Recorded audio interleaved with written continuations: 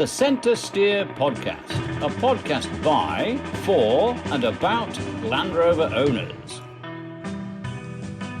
Welcome to the Centresteer podcast, podcast number 132 for March 2024. Centresteer is a monthly podcast for Land Rover enthusiasts, hobbyists, and owners around the world.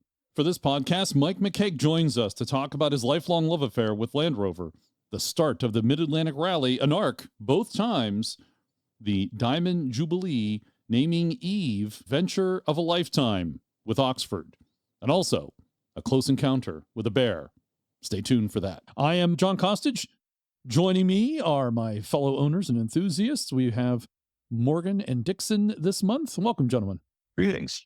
Hey, how's it going? And Harold is MIA. We're not sure where Harold is, so he's hopefully not stuck underneath a Defender or Disco or something. He probably is in the shop, but yeah, hopefully not stuck in the shop. Thanks to our Patreon and Buy Me a Tea subscribers for their support. Patreon supporters receive bonus content, including 10 questions, which is a question and answer lightning round we do with all our guests, or most of our guests. We have a new Patreon supporter. His name is Joe.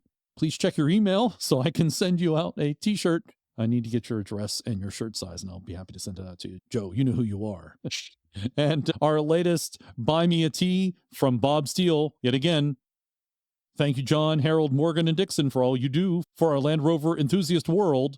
Always a pleasure to listen in and enjoy your guests. Truly enlightening. Brown water all around. Thanks for the brown water yet again.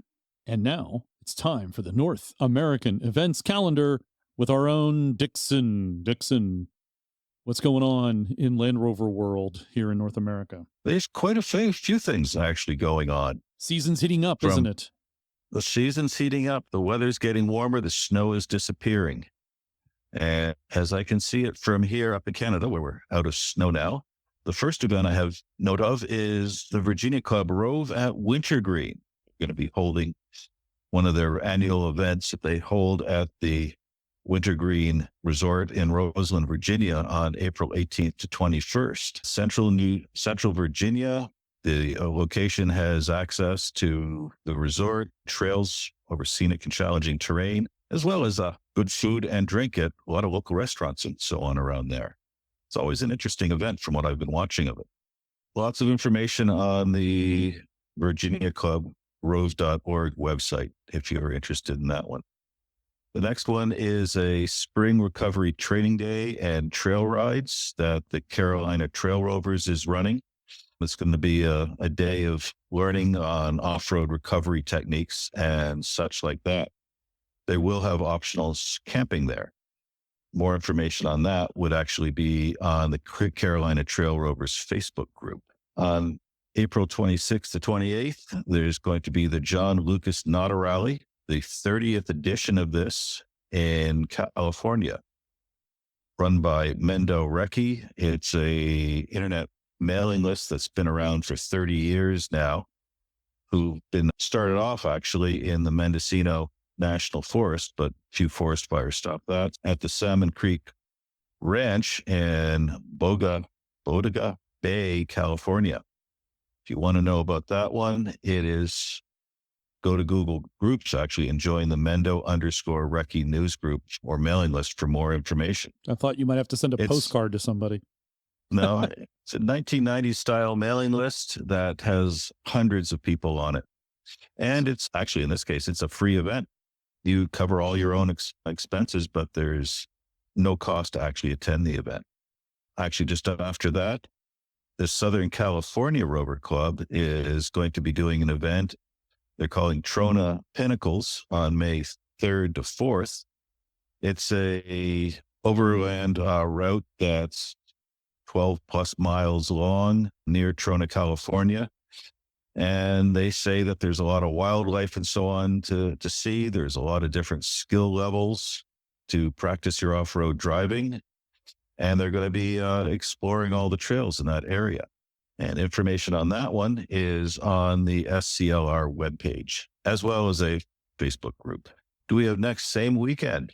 If you're on the East Coast rather than the West, the Rovers Club, big, large Pennsylvania-based club, is having their spring Robisonia trials. They're fairly traditional RTV trials. near Robesonia, Pennsylvania, near Reading. It's really skill-based short trails that you navigate your way through a series of gates and try and not hit them. RTVs are slowly becoming more popular. They're going to be at the ANARC events this year. And if you were at the 75th last year at Greek Peak, there was a large RTV there. Information for this one, the Rovers Club website or their Facebook group. On the next weekend, May 9th to 12th, there's Spring Uhari in Uhari, North Carolina. The Carolina Rovers Clubs runs this one. It's always a interesting event in the National Forest. Very interesting trails. Some of them are in almost gullies and such. And it has everything from advanced rock crawling. I've seen dedicated buggies there, or all the way to regular series vehicles. Every type of trail possible. They'll also be having guided rides and so on through it. Go to the Croc Facebook group, actually, is the best place to go. The same weekend, the Northern California Club, bouncing back to the other side of the continent again, is their annual Overland Eastern Mojave Heritage Trail they'll be running. They're going to be doing sections 3 and 4 of an Oregon backcountry discovery route. It's all being mapped out. It's limited to 14 trucks, and registration is through their website, norcalrovers.org. And I guess we'll end up with another Carolina Trail Rovers. They seem to be having a lot of things going on. On May 31st, they're going to be doing a scenic drive and such and camping along the Blue Ridge Parkway. Very scenic. So there is another, very scenic, yes. And there's actually one more rally that I quickly skipped over, and that would be the Pacific Northwest rally being put on by the Pacific Coast Rover Club and ANARC, which if you go and listen to about 2 weeks ago on this podcast, there was a whole short episode on this rally specifically. Well, short is a relative term, Dixon. Yes. For us. Yeah. It came out March 15th, and it was announcing the ANARC 2024 event lineup. Be sure to listen for the Centresteer t-shirt giveaway. You can only hear about it if you listen to that podcast. It is definitely less than 4 hours. As always, you can find information of all of these events in either the OVLR's monthly magazine, which tends to get scattered around everywhere, or if you're a member of the club, or on the ANARC Club website, where these all are listed out with the actual links to go and visit them, to Everbright and other sites that are related to it to get lots of information. And there's also the community calendar for those clubs that are not part of ANARC. We do try to list out their events. So coming up in April 11th through the 14th is the SCAR Rally in Gilmore, Texas. And that is a Texas Rovers event. And then coming up in August is the National Rally by the Sully Hall Society taking place in Colorado. So check out the community calendar. And if you wish to get onto the community calendar, you can go to anarc.club and there's a way to get your event added. It comes to me eventually, and I can be happy to add it to the calendar. And there's actually one event in Southern Vermont that I recently discovered. The now 3rd annual Vermont Rovers Club Weenie Roast will be May 17th through May 19th. And that's, very much a bring your own food and gear and camp and do the trails. I believe I found it on Vermont Rovers on Instagram, but they also have Vermont Rover Club on Instagram. So those are places to check out, and we'll make sure that ends up on the community calendar for ANARC as well. I hear you. Send me the details. I'll get it posted out there. And one event to mention outside of the United States coming up in June is the Billing Off-Road Show taking place on June 29th and 30th in Northampton in the UK. And that's there's something for everyone at the 2024 show. I attended that show when it wasn't called the Off-Road Show. It was mainly, it was almost 10 years ago now. And it was a lot of Land Rovers. There still are a lot of Land Rovers, but now they have branched out talking about it as an off-road show. This is the Billing off-road show / experience. It's in association with a Land Rover Monthly magazine. They've got Food Village. They've got activities for the children. So that's something worth checking out. If you're headed to the UK, join our Land Rover friends there at the Billing Off-Road Experience. I always want to say Billings, but it's singular. It's Billing. And one thing else to mention about a past show or past activity is the Maine Winter Romp. And we have a trailer for an upcoming movie or documentary coming up about the Winter Romp. And there's a teaser trailer. We'll link to it. I thought the trailer was fantastic. I thought that was the actual. Oh, the trailer is very well done. Yeah, I thought it was the whole thing. And then Bruce told me, no, it's not. This is just a teaser for an upcoming documentary about it. It's to be the story of Bruce Fowler and his beloved Winter Romp. It's a celebration of community camaraderie and a shared love of the once obscure British automaker. Not sure I completely agree with all the text there. Once obscure. I don't know if Land Rover's ever been obscure, but there you go. In the U.S., maybe in Maine, maybe more in so Maine. than. But it's 2 minutes and 44 seconds of, it's like Rover porn. The video is just amazing. The visuals are fantastic, and it's just go check that out. I have no idea when the movie itself is coming out. Do you happen to know that, Dixon? No, I haven't heard any timeline for it. But I would add, as a teaser to the teaser, when you get to the very end of this teaser, there's a line in there that'll just crack you up. All right, there's a lot of news this month, so let's get to it. And a lot of news. And I'm already talking too much for the news. Who knows how long this podcast is going to go on for, but man, a lot of news, a lot of stuff happening. So first up, JLR to build the UK's biggest Gigafactory. They've agreed to build the biggest automotive battery Gigafactory backed by government subsidies, thought to run into several hundreds of millions of dollars. The company's battery subsidiary, Agratas, that's what it looks like to me, Agratas, will invest £4 billion into building the plant at a brownfield site near Bridgewater, Somerset, in the West Country of England, not far from JLR's vehicle production in the Midlands. BBC News reports that the new plant is expected to create 4,000 jobs and thousands more in a supply chain, with vehicle battery pack production scheduled to begin in 2026. The plant planned for the Gravity Smart campus in Puriton is the first Tata Group Gigafactory to be built outside of its domestic market in India. I think we talked about that Gravity Park before, and so that's like now they're going to be actually building a battery factory in the UK. That is very cool. Yes. Now, I'm curious, is Land Rover the last British automaker still manufacturing in the UK?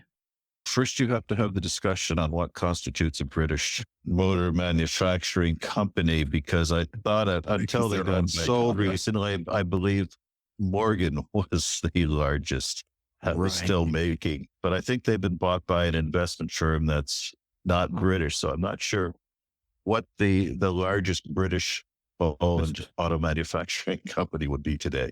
I mean, we have the same problem here Yes. in the US, because you get parts from all over the world, and you get stuff from Canada and from Mexico. And is it an American car, and what percentage? Actually, the auto pack would cover that for Canada, US, and Mexico. Yeah. But still to say, is it an American car or is it a Canadian car? Not to go off on a tangent, but which was it? The Honda Civic or something crosses the border, something like 13 times with the parts and assembly as they get made in various plants in Michigan and Ontario and such. They're moved by rail back and forth all the time. And don't forget, you've got Land Rover now having a plant in Slovakia. You know, Defenders are not made in the UK. And a lot of the parts are not made in the UK anyway. But nonetheless, they're going to create hundreds of jobs. The BBC went on to say that they are going to need 250 new engineers to work at the facility in the Midlands.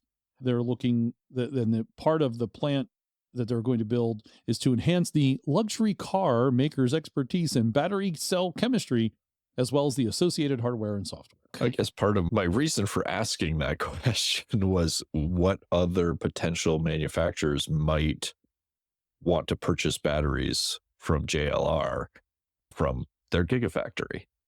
It'll be interesting to see. I'm also interested to just see what sort of battery technology changes have happened by the time the plant is ready to open in 2026. Next up, JLR to stop making 3 well-known models to make way for the next generation electric range. Major manufacturer JLR is to end the production of 3 of its most well-known models. It has been announced that Jaguar's, not JLR, Jaguar's Castle Bromwich site will stop making the XE, the XF, the F-Type vehicles in June.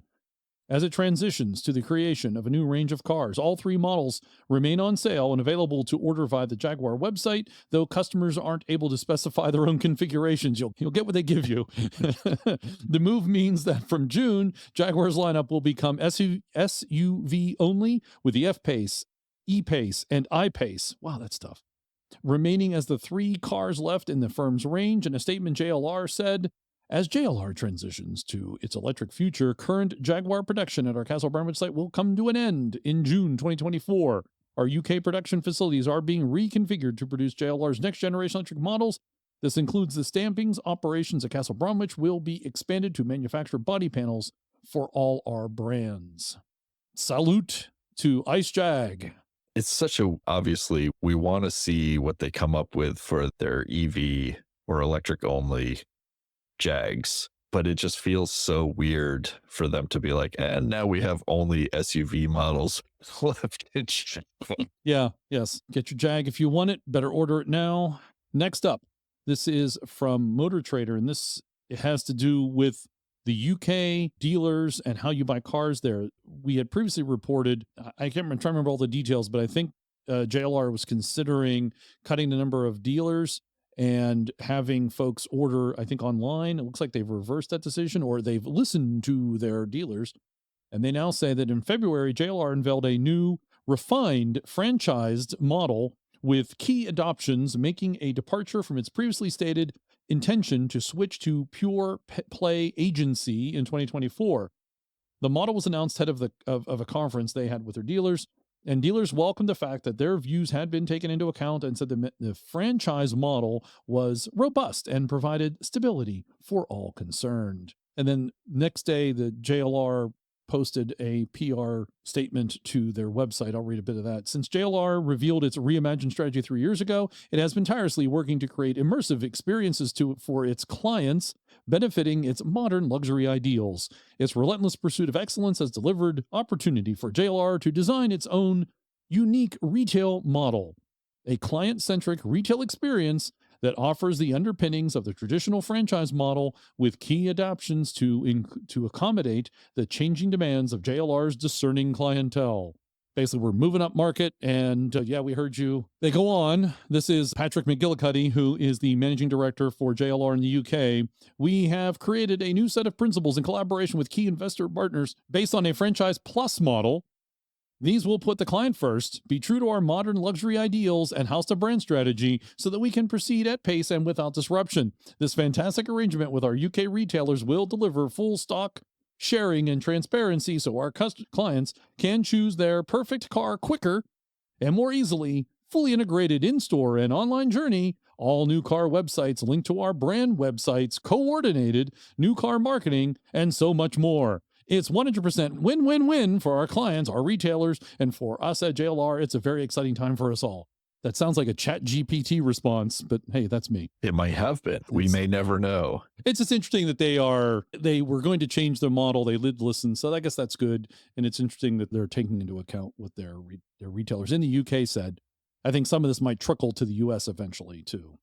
At the same time, we watched Tesla try to do the web-only experience and such, and now they're slowly setting up franchises here and there because someone has to take care of these things. Sending around mechanics doesn't necessarily work. It will be a hybrid model as it moves forward. Yeah, I think that's the part that's especially difficult because JLR is one of those companies who has recently said, oh, we want to operate quickly and more like a tech company. And so they look at tech companies and they go, oh, a lot of these tech companies are moving direct sales. That's really hard to do with something the size and complexity of a vehicle. A rolling computer, sir. Yes. Although in the US, it's very difficult because we have laws about how cars are sold. Unlike other types of goods, there are special regulations for cars. You have to go through a dealer. You can't, it's very difficult I don't know about impossible, but it's very difficult to buy direct from the retailer. Oh, when they had the financial meltdown, GM tried to close down a large number of franchises to consolidate. And in some states, they just couldn't do it. And there's some franchises that sell 1 or 2 cars a year, but they're protected. It was quite interesting to read about. Next up, and this is out of China, and this is actually very surprising, so it was worth mentioning. JLR wins case against Jiangling Holdings in China. Luxury car maker, and by the way, I make sure I say luxury car maker every time because it's in all these articles now. Every time about JLR, it's always luxury car maker, luxury this. Luxury car maker JLR, part of Tata, said it won a case in China against local rival Jiangling Holdings for making cars that copy features of Range Rover Evoque. Beijing District Court said on Friday, this would have been in late March, that the Evoque, whose latest model was launched in 2018, had 5 unique features that were copied directly in the Landwin X7, leading to widespread consumer confusion. The court ruled that all sales, manufacturing, and marketing of the Landwin vehicle must stop immediately and JLR be paid compensation. The 2 sport utility vehicles have a similar shape, with roof and windows tapering from the front to back, near identical taillights and character lines on the side paneling. Britain's biggest car maker, according to this article, had sued Jiangling in a rare move in 2016. Despite widespread and often blatant copying, global automakers generally don't take legal action in China, as they feel the odds of winning against local firms are low. But they won this one, so good for them. This is extremely impressive. Very much so. The Landwin was a very blatant copy, but I never really paid attention to how they marketed it. And that like customer confusion aspect may have ended up being a big part of it. I also don't remember exactly in the timeline where or when Land Rover partnered and started manufacturing vehicles in China, which may also have swayed the outcome. Any external firm has to partner with someone in China. That's a legal requirement. You can't have 51% ownership. You have to be with some other local manufacturer. Yeah, but I don't remember when they started doing the manufacturing for China. When they started making cars in China, I think is what you're asking or saying. Right, exactly. Yeah. I think it was around that time of the Landwin. It might have been maybe right after. All right, Yes. As I said, lots of news. Let's move on to Land Rover recalls multiple vehicles for fire risk. JLR Australia is recalling 9 vehicles across 3 model lines due to an issue that could result in a fire. The recall affects the Range Rover Sport, Land Rover Defender from 2023. The clamps retaining the engine's fuel injectors may not meet manufacturing specifications and could crack. If this occurs, fuel may leak in the presence of an external ignition source, resulting in a vehicle fire. I like how they phrase that. In the presence of an external ignition source. You mean like the engine itself? Yeah, anytime you have leaking fuel, especially like at pressure from an injector, not a good situation. Not a good. And next one is in the U.S. Recall alert, Land Rover Discovery Sport. Land Rover is recalling a small number of vehicles for a severe problem. The issue affects 47 of the 2024 Disco Sports. However, those cars may have structural issues. Parent company JLR tells federal safety officials the lower A-pillar bolt on the right side may be improperly fastened, which can result in reduced structural strength of the body structure. The A-pillar is the vehicle support at the corners of the windshield and is essential part of the car's integrity. We series owners are much more used to A-pillar structural issues and doors opening while at speed. It comes with the territory, doesn't it? Yes. Latches that don't work and tightening bolts and all that business. Speaking of older Land Rovers, JLR is sending spares for the Lebanese army. The UK delivered 60 tons of Land Rover spare parts to the Lebanese army to facilitate the servicing and repairs of 440 military vehicles worth £2 million. The package of 225 engines, 737 brand new tires, and essential Land Rover spare parts will facilitate the servicing, repair, and maintenance of over 440 military vehicles. This will strengthen their operational readiness, mobility, and road safety of the land border regiments in Lebanon. They don't say what models, but my guess is they've got to be classic Defenders. No doubt. Yeah, and they've got a photo showing from 2021 a number of of Defender era vehicles that were donated. So presumably these are parts for those vehicles. So if you're having problems getting your classic Defender parts, they may be in Lebanon. And next, I'll use a word that Dixon uses often. Interesting. Land Rover still sells a manual transmission, but it's only offered in the front-wheel drive Evoque. Land Rover's lone manual transmission isn't available on something cool like the Big Daddy Range Rover or the Defender. No, you can only get the stick shift on a front-wheel drive Range Rover Evoque. And with a base price of £40,800, it's not exactly cheap. In fact, it appears to cost more than the median household income in the UK, nor is it quick, with a 163 horsepower diesel engine requiring 9.5 seconds to hit 60 miles an hour. If you want the manual Land Rover, this is your only option, and it has to be in the UK. They would never sell something down market like that here. Oh, that's definitely down market, isn't it? And a diesel too. Yeah. It sounds like a cool thing though. Wouldn't that be great? A diesel stick in a modern car. We have to wait 25 years to try it out.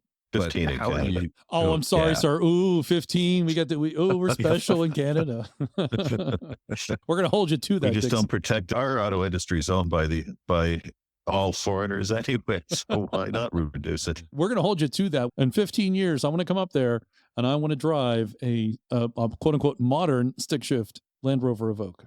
See if it lasts that long. There'd probably be more of them on the road than there would be Freelanders. I knew it. You knew it.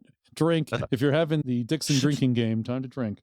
Is there a Dixon drinking game? I'm making that up as we go. It's usually only 1 or 2 per episode, which is the unfortunate part. Next up, this was from the Goodwood Road and Racing website. Jamal Hamidi on the future of JLR special vehicle operations. You can read a whole article, but I'm going to pull out some pertinent bits that I thought were interesting. So here we go. To get a better understanding of what they're up to, who better to talk to than JLR's SVO head, Jamal Hamidi. And Jamal says, quote, "To me, SV is simple. Before, we were basket case in our prior nomenclature between SVR, SVA Autobiography, SVA Dynamic, SVX. It was all over the map. Now SV is the ultimate expression of the brand that you're on." Sounds like Jerry got to him, doesn't it? But he's right. There was too many letters and things going on. We've talked about that, how you SV, the SV Autobiography, and this and that, and SVX. And then he goes on to say, Hamadi reassured us petrol power has its place. And he said, quote, "I don't think that this is the last hurrah of the combustion SV. There's a lot of projects in the future. There will be ICE and electrified. For me, it's not about choosing ICE or electrification. To me, electrification is a tool to expand performance, luxury, and capability.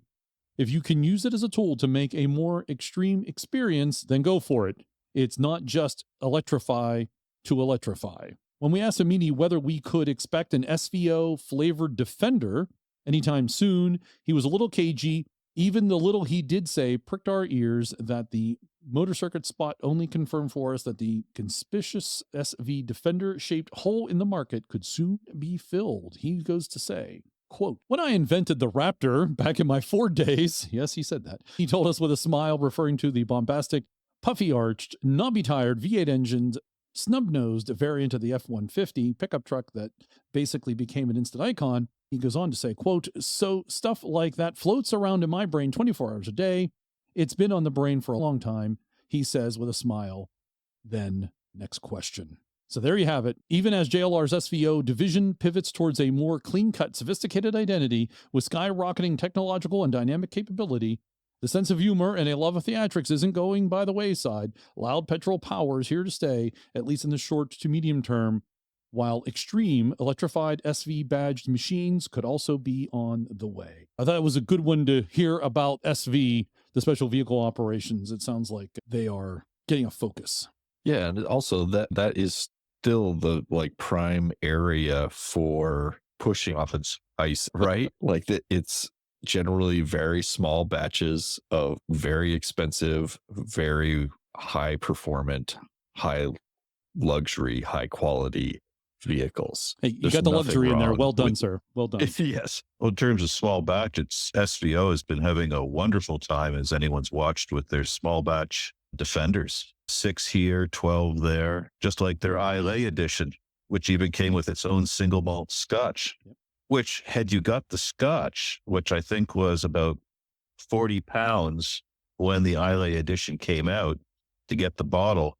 The bottle's now on the internet for over 800 pounds. Very nice. Well, it looks like the future of SV, though, is going to continue. That's what I'm hearing, and that's good. And they're a little more focused than maybe they had been in the past with all the different names and nomenclatures. And maybe we'll finally get that SV Defender. Next up, electric Range Rover Velar to introduce hands-free driving. JLR will introduce hands-free, eyes-on driving in 2025 with the launch of the first model of the new electric EMA platform, understood to be the replacement for the Range Rover Velar. Hands-free, eyes-on capability, known in the industry as Level 2 Plus, is the final step towards autonomous driving, where the car fully takes over. Currently, only the Ford Mustang Mach-E offers Level 2 Plus in the UK, although BMW is poised to roll out the feature in its new i5. The capability for greater autonomy comes with JLR's adoption of the US tech specialist NVIDIA's drive chip and software combination. The new Range Rover model to be built at the Halwood plant near Liverpool is the first to use the new tech. A spokesman told Autocar. They did not, however, confirm that this model is the Velar. JLR has also committed to offering Level 3 hands-off, eyes-off technology in the future. Product Safety Director Tom Stringer said, "I think for the modern luxury customer, Level 3 will be a really important part." He added that this is a possibility by the end of the decade. The first prototype for the electric Velar was spotted recently testing ahead of a reveal in the coming months. A sibling to the similarly sized replacements for the Disco Sport and the Evoque, it is tipped to enter production as early as this year as the current model approaches the natural end of its cycle, having been launched in 2017. Details of the next generation model remain firmly under wraps, but clearly the company remains committed to the Velar's more overt road-going focus than the other models in the lineup. And I love that article, has the spy shots of them driving in the snow. So like my first impression of the article was like, oh, great, they have hands-free driving in the snow. That'll go well. I still say that if they can do hands-free driving for low, that's probably the safest place for any vehicle to start testing. Yes. And we saw, what was that? One of the Evoques that like went off an overpass and landed upside down and the occupants were safe. They've got an okay track record there. Tesla doesn't have hands-free working yet. It could be a little while before JLR has it. No one does. It's going to take a while. And unfortunately, or fortunately, depending on how you look at it, it's an all or nothing. I think there was some thinking that you could bridge the gap for a while, but you can only do that with existing drivers who know how to drive. Because if you're going down the road and then the system can't handle snow or ice, or it gets dark, or the lines are no longer painted on the road for some reason, something happened and it can't do all its appropriate computations to understand where the road is, and then it says, "No, I'm handing the car back to you." If you're a younger driver and you don't have any experience in snow, so that's why I said it has to be all or nothing. It's got to work all the time in order for it to go, I think, to go to the full autonomous. Because do you want to have the car hand back to the driver and you're like, "I've never driven in snow before." Oh, you're doing 50 miles down the road and it starts to snow. Or be up here where they have to repaint the road lines every year because the salt takes it off. Exactly. Yeah, same here. I actually did an experiment with that on a recent business trip. I had a Jeep Compass rental or something, and I was like, hey, I'm going to start playing with the line detection and auto lane control features on these Vermont and New Hampshire roads that are missing most of the lines. And it was interesting. Yeah, you need multiple sensors. You can't just have like visual ones. You're going to have several different sensors that are redundant. And it's just going to take time to get that stuff calibrated. Right. And here in New England, and of course in much of Canada and much of the Western US as well, there are plenty of dirt roads.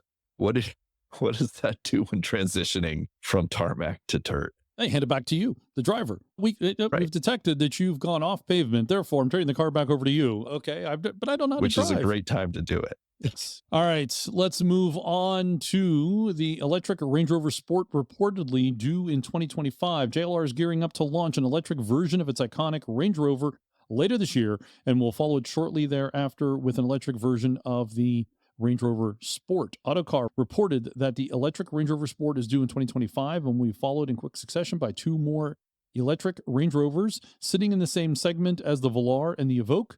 A prototype of the Velar-size electric SUV has already been spotted. Under JLR's original electrification plans, the company will also produce electric versions of the Disco Sport and a Baby Defender due in 2026. Those vehicles haven't been canceled, only delayed, according to Autocar. The electric Range Rover and Range Rover Sport will use the same MLA platform underpinning the current gas-powered SUVs. The electric version of the MLA platform will feature an 800-volt architecture, meaning support for the DC fast charging will be included. The smaller Velar and Evoque sized models will use a dedicated EV platform known as EMA, while electric Jaguars will use a Jaguar-specific EV platform known as the JEA. So there's an update on your coming electrified Rovers. I'm curious. Obviously, we've heard about this mini Defender electric. Is this going to be like an 80 or an 86? Like, where do they go from the 90 to 88? Yeah, maybe they will. You think they might call it Defender Sport? Probably. Or unfortunately. Maybe, they could call it the Defender Centresteer. No, yes. Maybe not. Because Velar was a code word project given a name, because was the original code word for the Range Rover. Was there a code word for before the Defender came out, or the Series 4 or the Stage 1? Maybe they could pull that back out. Don't know of any offhand. You raise a good question. What they might call it. I think if you called it Defender Sport, I don't know. I don't particularly like it. I like the idea they've been giving them numbers, so maybe an 80 makes sense. Range Rover Sport, Discovery Sport, Defender Sport fits in with their family brand approach. All right, let's move on. I found this article, and it's a review. I think if I read this article correctly, it's more of a review of the Disco 5, but they talk about Disco 6, and I've not seen any mention anywhere else of the Disco 6. So this is from Fleetworld, fleetworld.co.uk. The all-new Disco 6 will sit on a new platform engineered for electrification and will also head further upmarket to distance itself from the Defender family, which means the current Disco 5, occupying a rather crowded area where it has been nibbling away at the cheaper Defender family, will also see sales slip away to the lower spec Range Rover Sport models. Key improvements include mild hybrid technology for both diesel and petrol engines, giving 34.7 and 34.8 miles per gallon average economy in the D250 and the D300 diesels, which of course we know will not come to the US.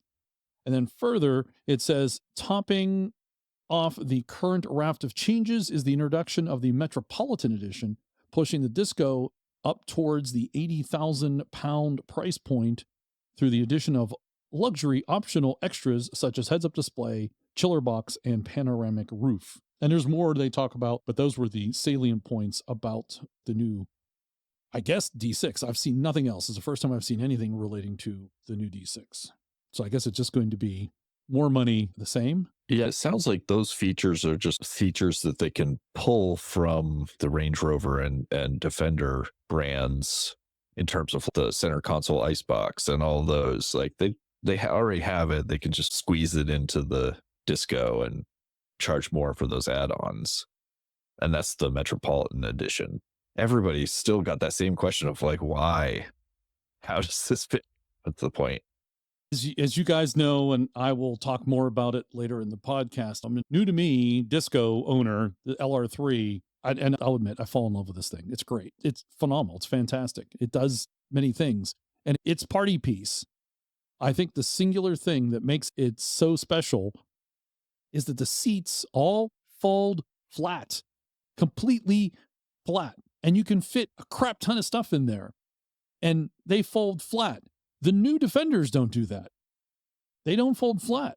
Some of them do. Some of the seats will fold flat, but not all the seats fold flat. That's Defender's only real difference. The prices are all roughly the same, because even though you're saying, oh, it's going to be priced slightly higher than the Defender and slightly lower than the Range Rover, there's Defender models that go into Range Rover territory. I don't know that's a good comparison about that. Maybe the introductory point for the base model, but who's buying? Very few people are buying the base model, at least as I understand it. To me, the only differentiator is completely flat floor that can hold a bunch of stuff. Why doesn't Defender do that?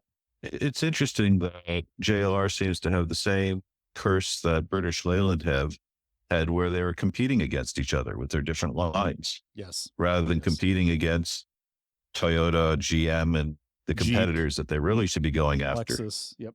Yeah, it's always one thing to cannibalize your own product to build a better product, cannibalize your own sales that way. But if you're actually trying to sell F-1s and not phase them out, it makes no sense whatsoever. And I think it's interesting that the Discovery is still the one model that has the fold flat seats, because that is also the model that they do try to still sell as the family minivan version of the Land Rover. And that is one of the things that the family, whether it's minivans or some of the SUVs, but definitely the minivans, have been doing for decades now, is the fold flat everything, because for a family, that flexibility is key. And yeah, when you get into the luxury side of things, they just don't bother. I know we talk a lot about the Disco, and people, I have said, and there's still part of me that firmly believes this, let it go, because it's not filling a niche, and I don't know that they can fix it. Maybe they can. Yeah, obviously we hope they can. I hope they can. It'd be a shame, but at the same time, you got two great selling models, and I know we've talked about this 1,000 times. You got two great selling models. You got the Range Rover and the Defender, and you're like, oh, where are we going to put the Disco? And they're a small niche manufacturer. They still are a small niche manufacturer. Maybe this is part of the reasons they realized that they needed to listen to their dealer networks, because when they were going to get to the point of having a Discovery dealership that they were running themselves, they probably were like, oh, wait, what are we doing here? Yeah. That's not going to work. Probably what they could have done, which is what they are doing with Jaguars, made it the original electrified model and then test it out. As I know, people tell me I'm probably wrong. I think I'm right. I think all the Defender underpinnings got tested in the Disco, and then they put it in the Defender. Why not do the same thing again, this time with electrification? Test it out. Let's move on. Lots of news. We're like halfway through news, and we've been talking for 4 hours. Let's move on to, speaking of Defender, Land Rover Defender Octa is coming for the Raptors off-road crown. And this is one of the other big news of the month, was this. And I'm going to read a good portion of this Jalopnik article. Land Rover is promising a comeback with the new high-performance Defender Octa. And by the way, Jalopnik, I have found a typo in your article. You said Dender at the end of the first sentence. At least it's not Dander. Dander. The Dander Octa. There we go. That's the baby Defender, the Dander. It's the Defender Dander. The new car, which will be the most powerful Defender ever built, will take the V8 Defender and dial up everything to 11. This means it's going to be tougher, more capable, and apparently even more luxurious, there's the word, than the current range-topping Defender V8. To manage this, JLR will fit the new Defender with its twin-turbo V8 engine that comes with mild hybrid power. There's no word yet on the power output, but as the current Defender V8 kicks out 525 horsepower, we expect it to be more than this.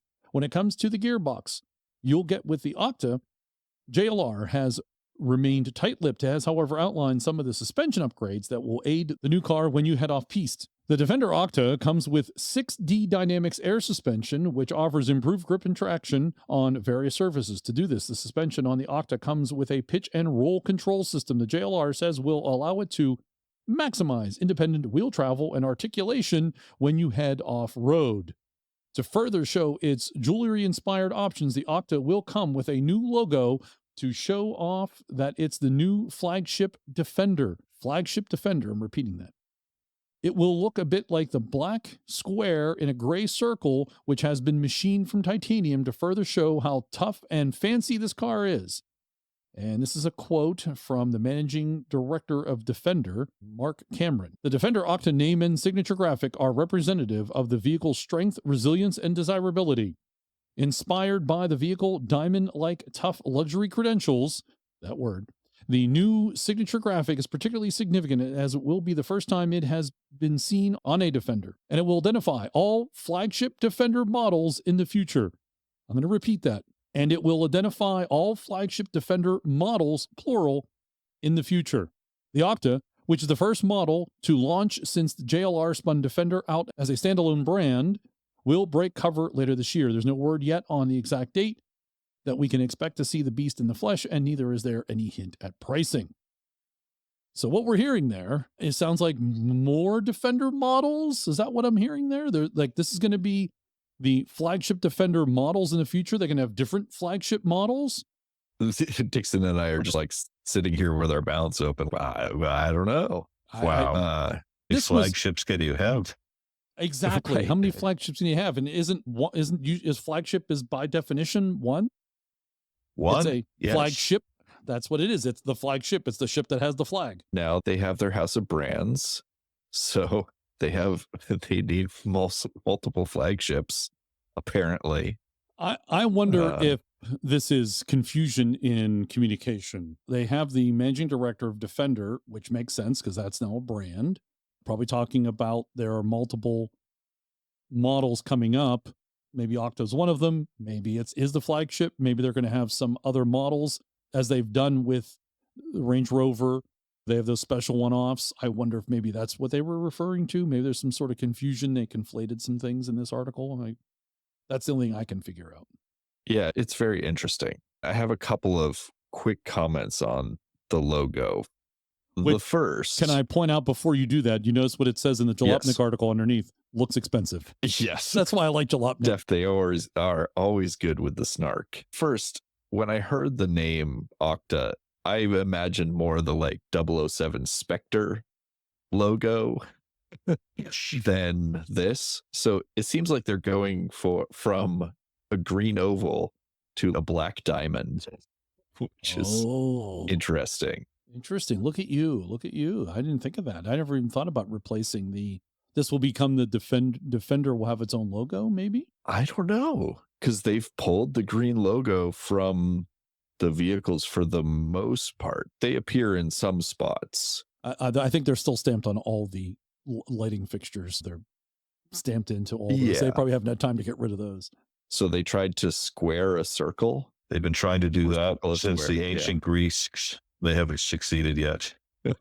Then right after they announced it, the next article, the next day, it was the Octa, the twin turbo Defender Octa was seen at the Nuremberg Ring. And the article here from CarScoop says, a day after the new flagship version of the beloved Defender was announced, our spy photographer snapped the new Defender Octa undergoing high-speed tests at the Nuremberg Ring, while the sight of a wide body, that's new, off-roader at the world's toughest racetrack is a little odd. It will allow Land Rover to test it to the absolute limits. The prototype picture is bathed in black and white camouflage and immediately stands out from the lesser variants thanks to the flared front and rear wheel arches. Land Rover has also modified the grille, probably to improve cooling. See that there. These look like extra wide arches. So I guess wider body. I guess they just added wider tires. It's so hard to say with the camo because they tend to flare things like fenders more anyway. But I would imagine that usually when they're doing something and they would test on Nürburgring Ring anyway, but usually you would do a wider stance if you're going really for performance. It's still funny to hear Land Rover testing anything on the Nuremberg Ring. Come on. Yeah, that front right fender looks like you've got duct tape underneath the camo anyway. It does. Yeah, that's the camo stuck out there. All right, next is the 2024 Velar P400 first test. I'll read you just a couple things, the pros and the cons, and one comment about the interior. Pro, velvet smooth inline six, roomy for its exterior dimensions, comfortable ride. Cons, expensive, austere interior, too many touch screen controls. And later in the article, if you're interested in buying a Velar, you may want to check this article out. I thought this was appropriate to pull out because we've talked for many years about the Pivi Pro system being crap. Apparently, they've turned that around, so this is a good win. The single 11.4-inch touchscreen on the 2021 current Velar's dashboard now ably handles all entertainment, navigation, and climate control functions and boasts a subtle curvature to match the laydown dashboard's form. Responses from the display are quick and will suffer no random shutdowns or freezes during our week with it, something we would have considered a miracle if we would have been in the buggy 2018 version. If you're going to buy a Velar, you might as well go ham sandwich and get the Ingenium i6 because it delivers notably better straight line performance and refinement than the P250 setup with virtually no impact on efficiency. And they end up here saying, having originally launched as a fashion first, everything else second proposition 6 years ago, the Velar has stayed the course dynamically. It's still a comfortable cruiser, not a sporty SUV, and stylistically, while improving key shortcomings, the onboard technology is now usable, even friendly, with the inline 6 P400 option is so much better than the P250. It's a wonder Land Rover hasn't just made it standard across the board, especially at this price point. It is interesting because it introduced a lot of those features to all of Land Rover, but started with the Range Rover brand. So it's good to hear that it's finally becoming stable. But maybe part of that is because now they have rolled it out across all their models. Not all the functionality is there, but much of the inspiration has really spread through all their models. So maybe they're just finding it easier to identify and fix all the issues. Yeah, and for being around for so long, it still looks fresh. I think it is a really good design. And I think that design has held up. Yeah, and I think some of the earlier complaints were around the drivetrain too. The entertainment system it was definitely one of them, but around the drivetrain. And the engine was crap. And yes, that you are correct there. You are correct. All right, next we have, speaking of special edition Range Rovers, we have two of them. And first up, the 2024 Range Rover Sport Park City Edition. Range Rover House appeared at the Deer Valley Resort in the U.S. ski haven of Park City, Utah. The occasion this time is the debut of another limited edition 2024 Range Rover Sport Park City Edition. The SUV Elsa from Frozen would drive if she were posh and preferred to drive and ski on snow instead of cast it. It starts with an ethereal frost silver exterior in satin finish, contrasted by a Narvik black roof above and 23-inch dark gray SV bespoke wheels with carbon fiber inserts. And there's much more. I'll let you can go and read that, but I'm going to skip ahead here too. And for relaxing before the après-ski, each Park City Edition cabin stows two Theragun percussive massagers, a Theragun Mini, and a Theragun Pro Plus in custom Kill Spencer leather cases. Each SUV comes with two pairs of Hinterland skis with custom fittings, plus a Land Rover roof rack and ski carrier. Under the hood lives a 3-liter inline-6 PHEV powertrain, 543 horsepower. The 38.2 kilowatt battery enables 53 miles of pure electric driving. 7 is the magic number for the Range Rover Sport Special Editions. Production of the SV Sport Edition 1 Miami and the second coming of the Range Rover Caramel Edition capped at that figure. So too, the Park City Edition, with each of the 7 examples selling for $169,000 American plus $1,475 destination charge, coming to $170,475 before options, roughly $51,000 more than the Range Rover Sport Autobiography. Sharp color. I think that's a sharp color. I do like the color. Yeah, I'm one of those people who does actually like almost white and white vehicles. Yeah, that works really well with look at the satin paint. That looks really nice. That's one of the things I really like that Land Rover has been doing is the satin paint jobs are really good. And if Harold were here, he would probably say it looks like a delivery van. Yep. But how do you keep that paint clean? You have people follow you and just wash it down all the time. Yeah, yes. If you can afford $170,000. Next, for our Canadian brethren, is the 2024 Range Rover SV Arete, is a ski-themed special for the Great White North. I assume it's Arete because there's a Greek inspiration here that has to do with Crete. So it looks like Crete, so I'm going to call it Arete. But the article goes on to say, a week after introducing the Range Rover Sport Park City Edition, the English House of Brands headed to Canada via Greece. Canada's Whistler Blackcomb Winter Sports Resort is the largest in Canada and one of the most posh, attracting skiers and snowboarders from around the world. This Range Rover is not specifically about snow, but rather the coastal mountains that run from British Columbia, where Whistler resides, to the Alaskan Panhandle.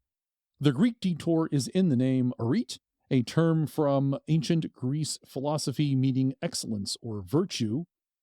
Surprised it wasn't luxury. This one's got Range Rover SV's bespoke division all over it, conceptually and literally. The SV bespoke special effect gloss blue paint with matching inserts in 23-inch triple finish, diamond turned dark gray gloss forged wheels Inside accents in ebony. Moving on and ahead. Blue interior in semi-aniline leather. Both colors can be expressing the richness of the Canadian mountain range and the tranquil and undisturbed alpine atmosphere.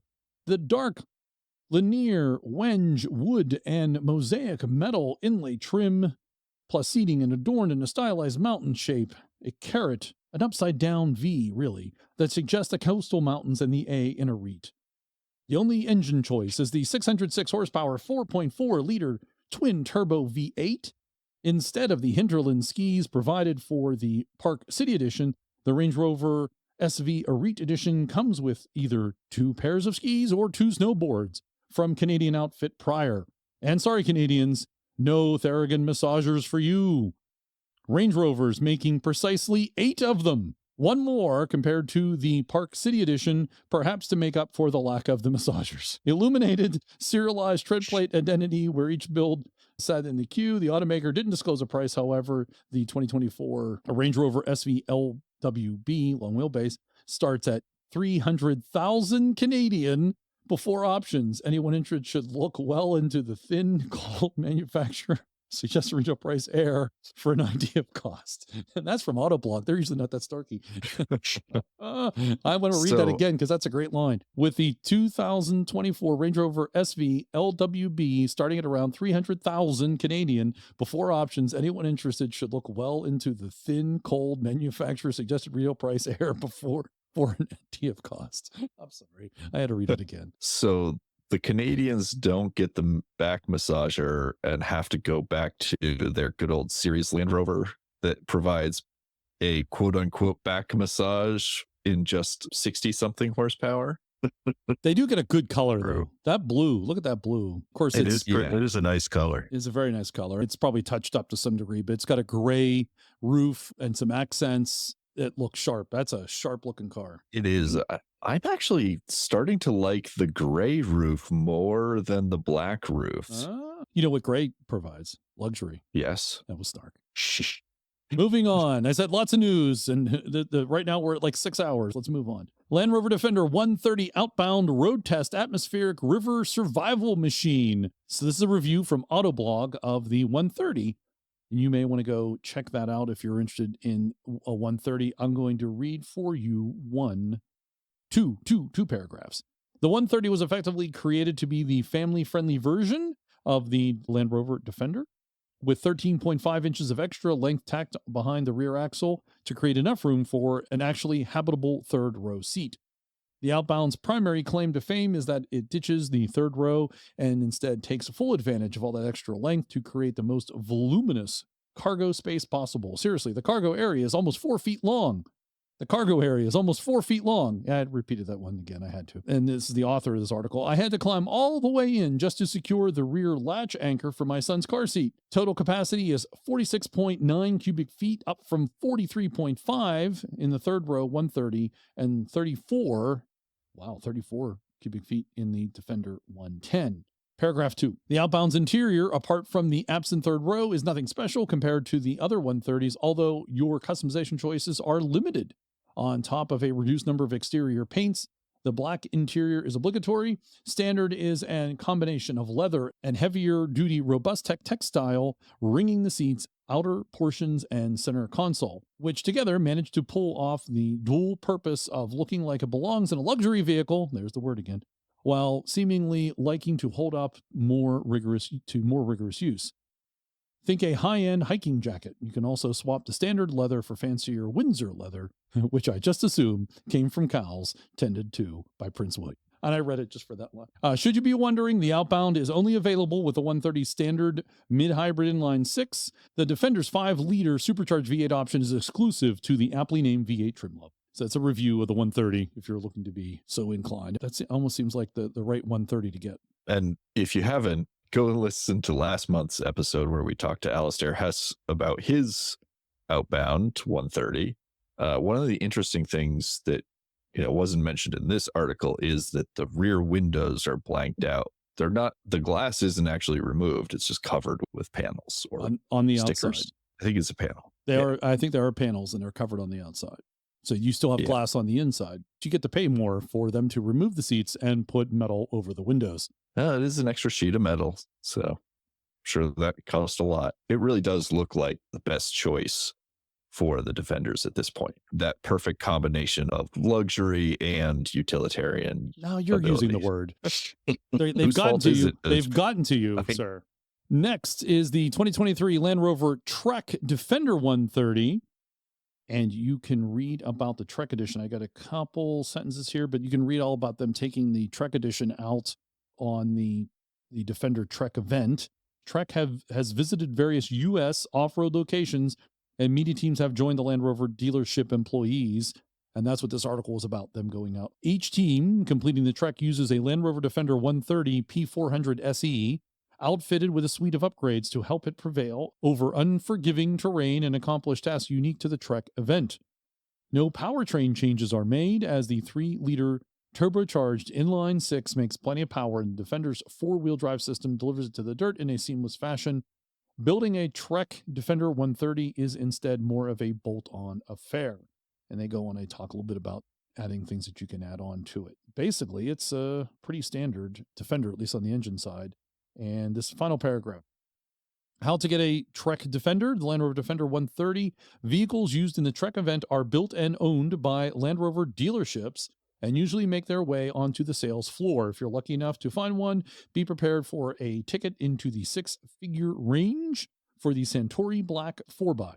Similarly, you can accessorize your Defender 130 P400 SE in Trek fashion with help from aftermarket parts. So that's also a nice looking truck. I like that black on black they do for the Centauri with that satin black paint. That's sharp, very sharp. And I think Lucky 8 still had something to do with his treks, if I'm not mistaken. I believe so. Yeah, I think they are still one of the few doing the accessories. Yeah, they're the aftermarket purveyor there. And sadly, with the Trek vehicles, unlike the G4 Challenge vehicles, there are no Freelander chase vehicles. Look, this podcast is long enough. You want to spin me up on the Freelander. Okay. We're moving on. How a Land Rover Defender becomes an unlikely rally hero. The Bowler Defender Rally Series is an all-inclusive way to go rallying for the rich. We head to Wales for a taste of that offer. And this is from carthrottle.com. And they actually go on that Defender Rally Series run. I'll read you a couple paragraphs. 3 years ago, it was launched in the Defender Rally Series, a single-spec rally championship using the new Land Rover Defender at its core, and £150,000 for the car, and an entry in the season, though it's not exactly cheap. However, unlike most entry-level rally series, it's not just a case of you buying a car and having to deal with the rest yourself. Bowler is keen to stress that the Defender Rally Series is more akin to a driver or co-driver, if you wish, development program than simply competition. Your £150,000 doesn't just buy you the right to race. Bowler deals with everything else you need: the support crew, spare parts, servicing your Defender, organizing the events, and they'll even feed you. All you have to do is turn up at any of the 7 UK rounds you're able to with a BARS license, helmet, and suit. There's more of a summer rally boot camp feel than an outright battle for a title. Sure, there's a prize to be won, but Bowler wants the Defender Series to be more the start of a journey into motorsport, which is reflected in the way the calendar is laid out. Each event features short stages and relatively consistent services, though begin to increase in length and difficulty as the season progresses. The idea is that by the time you're at the end of the year, you've covered the basics to take on tougher, more global rally raid events. And then, as I said, there is more that you can read about the Bowler Defender Rally Series. Fairly long article, well worth a read. But I thought that was the pertinent part about how you too can participate. You just got to buy the UK version and be in the UK to participate. It's very impressive and sounds really fun, because there are other rally training courses. This is also an interesting way for Bowler to continue with their rally heritage without having to completely remanufacture vehicles. They're still doing lots of modifications and tuning and everything, but the old Bowlers were really just taking the shell of a Defender and a brand new everything. Now they're in-house. Right, exactly. Now they're in-house. Land Rover is not going to spend that money rebuilding something underneath the shell of the new Defender. It's just that's too much. But this is such a great way to get into rallying in a vehicle like the Defender. And truthfully, 150,000 is not much more than a nicely kitted out Defender anyway, and you get all the perks. Yeah, but these are 90s. These aren't even 110s or 130s. Yeah, you can still get a 90 up into a little over 100,000. What's another 50K for a rally course and a team and spare parts and everything beside it? Yeah, food. All right, as I said, lots to talk about, a lot of news this time, and we're coming towards the end. But next up, are classic Land Rover Defenders overrated? The short answer is yes. Yes, I think they are. But that's not why you listen to this podcast. But this is a great article if you're interested in what we've talked about in a classic Defender and you're like, what's all the fun about? Or actually more, what am I getting myself into?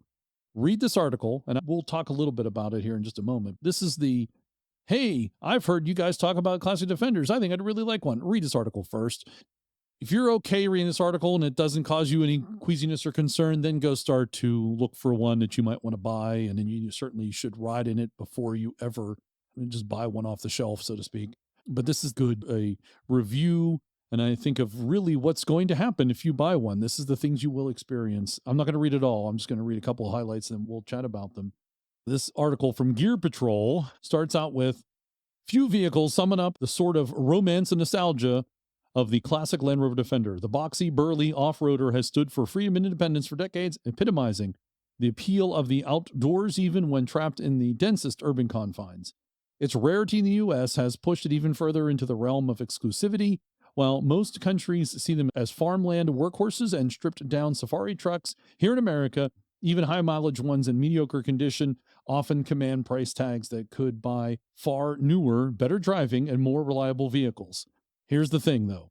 The old Land Rover Defender sucks. And again, that's what this is the article saying. Going on, subjectively, sure, it's super cool. Objectively, it stinks. By the standards of modern vehicles, it's crude, slow, and unsafe. Hell, even by the standards of the 1990s, it was mediocre. I agree. Here's some of the highlight points. There were much better off-roaders available in America than the old Defender. I guess that's certainly debatable, but it's a discussion point. Old Defenders are irritating to drive on road. That's true. That's definitely true. You're bolt upright, your shoulders too close to the door, your driving foot will get wet. There's nothing you can do. There's no way to make it watertight. If there's any water in the atmosphere, it will find its way to your driving foot. That's just what's going to happen. And if you're tall, like many of us, you have to drive with the window open anyway. So yes. Stick your head out. It's loud. It's loud. And I believe it's loud.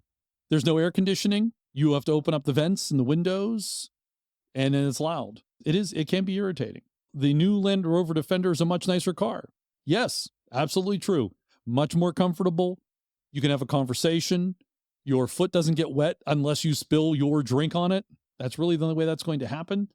The new ones are much more comfortable, much more drivable, and you can drive for hours and get out and be ready to go and do something. You don't have to plan out your day, even if you're only driving an hour in a modern vehicle, modern Defender. Old Land Rover Defenders were unsafe by contemporary and modern standards. Yes, I agree. Absolutely, completely. That's why they'd exit the U.S. because they didn't have airbags in the mid-90s.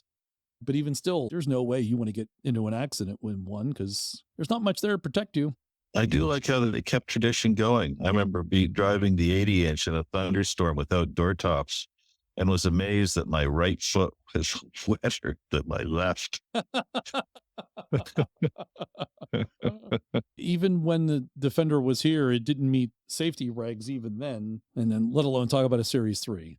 And then they finish this up by saying the Jeep Wrangler does everything the old Defender did, but much cheaper. And that's true. It absolutely does. And there's, especially here in the U.S., Wranglers are everywhere. Jeeps are everywhere. And they're cheap as chips. Yeah. Have we sold you on the back massage yet? Your back will feel nothing after driving in a Series Land Rover. That is true. That is true. You do get built-in massaging of your entire body. Your body, your ears, everything will get massaged into the gelatin. So yeah, this is the article to read if you are thinking about buying one and you don't know what you're getting yourself into. And if you can get past all these things, you too can be just like us and Be cool. That's it. That's it. You're just going to be cool. That's it. You're cool and you'll have a little bit of suffering, a little bit of sacrifice to the driving gods. Every drive becomes an adventure. If you're ready for that. But look at someone like Steve Owen, who not only was ready for a Defender, but doing it in an 80-inch. Yes, but also he was smart and didn't go on any interstates. Really I have to admire how he goes and tracks out his voyages. Goes on to Google Earth, puts in point A, point B, and then picks bicycle. Yes. And then goes down that trip. That's how you go. But he checks it beforehand using Street View to make sure that he's not on actual sidewalks and stuff like that. Very smart. Yeah, certainly here in Vermont, there are a lot of like old rail trails that have been converted for bicycle use. And they still would be perfect for a Land Rover. You just would get kicked off the trail real quick. So in our series of articles and discussions of you may want to consider purchasing, if you're thinking about a classic Defender, read that article. We'll have a link in the show notes. All right, let's finish up the news with some really cool old Land Rover, original Land Rover. Series 1 is for sale, not just any Series 1. This is a 1957 Series 1 UK fire service specification. It is as I said, a 1957. It's called Betsy. Betsy was used by the Cheshire Fire Service from 1957 to 1975. She was based at Hazel Grove and Stallbridge fire stations. She comes with an extensive provenance portfolio, including details of every owner since she left the factory December 31st, 1956, and historic pictures of her in operation with the Cheshire Fire Service. Betsy comes with a fully working Coventry Climax Godiva FW fire pump, complete with suction hose, pressure hose, nozzle. This 1020cc four-cylinder fire pump engine is extremely rare, as many were removed from pumps for use in early sports cars due to their lightweight alloy construction and high power output. One seat has a 3/4-inch tear. The interior is clean and fully operational, but not Concours clean. There is no rear glass between the pickup bed and the cab. She is well painted and polished, but shows dings, dents, and scratches commensurate with a hard-working old girl. Most of her fasteners are British Standard fine, so the new owner will need a set of Whitworth wrenches. During her most recent renovation in 23 and 24, all incorrect metric fasteners have been replaced with BSF, BSW, or SAE fasteners, and all insulation displacement cable connectors replaced with original bullets. The wiring harness is in excellent condition, and the new SU fuel pump, Y-Pack lights, and Lucas cable connector box. She comes with a variety of spare parts. It's a Land Rover, including mirrors, inner tube, and wheel rim cover, carburetor, and electronic ignition distributor. It's on sale. As of our recording, no one has bid on Hemmings for this. They're asking $62,000. There's 18 people watching. No one's bid. Will you be the first? Dixon, you going to be the first? No, it's too new for me. Too new, too long. I think this would be a perfect pairing to go with the Park City edition of the Range Rover Sport for keeping it clean. Oh, because this is a pumper truck, so you could just pump water at any time. You could tow the Series 1 with your Park City Range Rover, use the Series 1 to clean the Range Rover. Nice looking car. It looks like to be in great shape. That's a great looking Series 1. Look at go out and check the pictures. Looks like they repainted it. There's some scratches, and certainly, but the livery looks good. Has a canvas. Like any series, the panels are not straight. Yeah, the gaps are covered by the trim in the middle. Oh, it's got a bell. It's got a cool bell. Yeah, go check out and be the first one to put down a bid on this 1957 Land Rover Series 1. Looks very nice. That's a beautiful example of a Series 1, especially fire appliance. Not many of them around. Especially on this continent. Is this in the archives of OVLR to track? Are you guys aware of this vehicle? Nassau? No. I'll have to go and add it to the North American Series 1 register list of everything as a survivor. And it is especially impressive that they still have the pump unit as well. It's cool that it's like a removable. Yeah, that pump looks really new, doesn't it, though? Looks like it was... It's just a repaint. Interior looks great. Even for all the service it saw, it still looks pretty good state. If you purchase it, let us know. We'd like to check it out ourselves. And that's the news, maybe too much news, for March of 2024. And now welcome to the podcast, Mike Mccaig. John, thanks for having me. So you are the founding member of ROAV, or a founding member of ROAV. You helped get the MAR, Mid-Atlantic Rally, to where it has become, involved in the massive celebrations that we've had here in the continent, both the 50th and the 75th, part of ANARC, this in its second generation. You've become a legend here in North America for Land Rover activities. First of all, it's an honor to have you on the program. It's about time we talked to you about where all these things began. How did you become a Land Rover nut? Get the disease, as we say.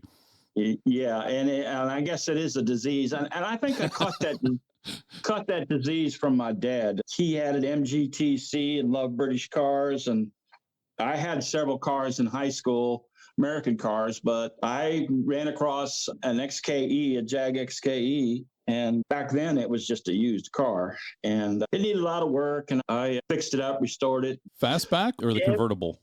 It was a fastback. It was Series 1, 3.8 liter. Did that have a split window? No, okay, just the full window, right? Yeah, full window. It was charcoal silver gray. Ooh, nice. And at 18 years old, I couldn't afford to insure it. But I had taken it down to a paint shop to get it painted. And there was a Land Rover there. It was the first time I ever saw a Land Rover. And it being a British car, I checked it out, walked all around it, really admired it. And talked to the owner for a while. And he told me a story about a group of guys, college guys, that drove across Asia and Europe in a Land Rover. And that stuck with me. And I guess that's a story for another time. Who would have believed that would be an adventure of a lifetime later for me? But I fell in love with the Land Rover. I found one in a Jeep dealership after I sold the Jag, just happened to cross it. And that became my best friend for all these years. I still have it. And that is what year and model? It's a 1968 Series 2A 88. Ooh. And it's been rebuilt several times. I think it's on its fourth engine. Been a long road, but it's been a good one. There's been other Rovers come and gone in my life. I've had Defenders and Range Rover Classics, but the old Series 88 has stuck with me all these years. Did you name it? I've named all my other Rovers, and I was talking to my wife, Nancy, about just before the Jubilee, and she says, you've never named your first Rover. And I said, no, I never have. So she started calling it Eve. I think that's kind of sticking. Yes, that is. That's a pretty good name. It's a pretty good name.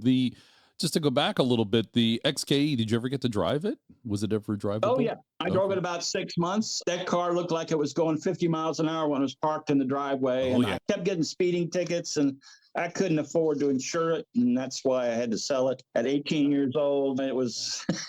Oh, yeah. That's one of the sexiest cars ever made. Those are... Yeah. And that design holds up even, what's it been, 60 years later or so? That design just, it's fantastic. Yeah, absolutely beautiful car. And I just have a couple pictures of it. It was quite an automobile. Did you ever try to find it again and get it back in? Very nice. And I don't even remember who I sold it to or too many details. I was very sad about it going out the driveway because I'd spent a lot of hours. First engine I ever really got into, it had a hole in one of the pistons when I bought it, and it needed a rebuild. And I did it right there in my dad's driveway. He helped me. And very nice. Eve, now that we call it Eve, the 68, what work did it need when you got it the first time? Was it in good shape? Oh, no, he's laughing. Okay.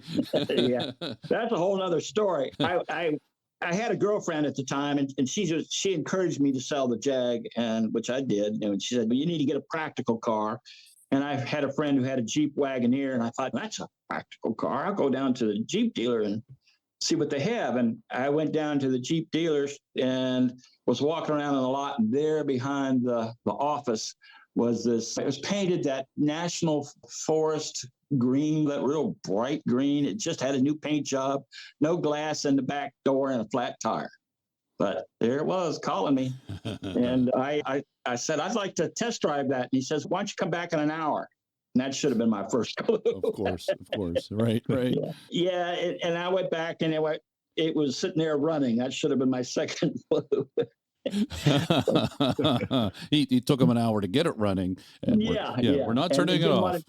Didn't want to turn it off. All in all, it was a pretty nice vehicle. It just was really out of tune and it needed its odds and ends as they all do. And I bought it. And back then in 71, the Land Rover still had dealers. And you could go in and buy series parts at a Land Rover dealership.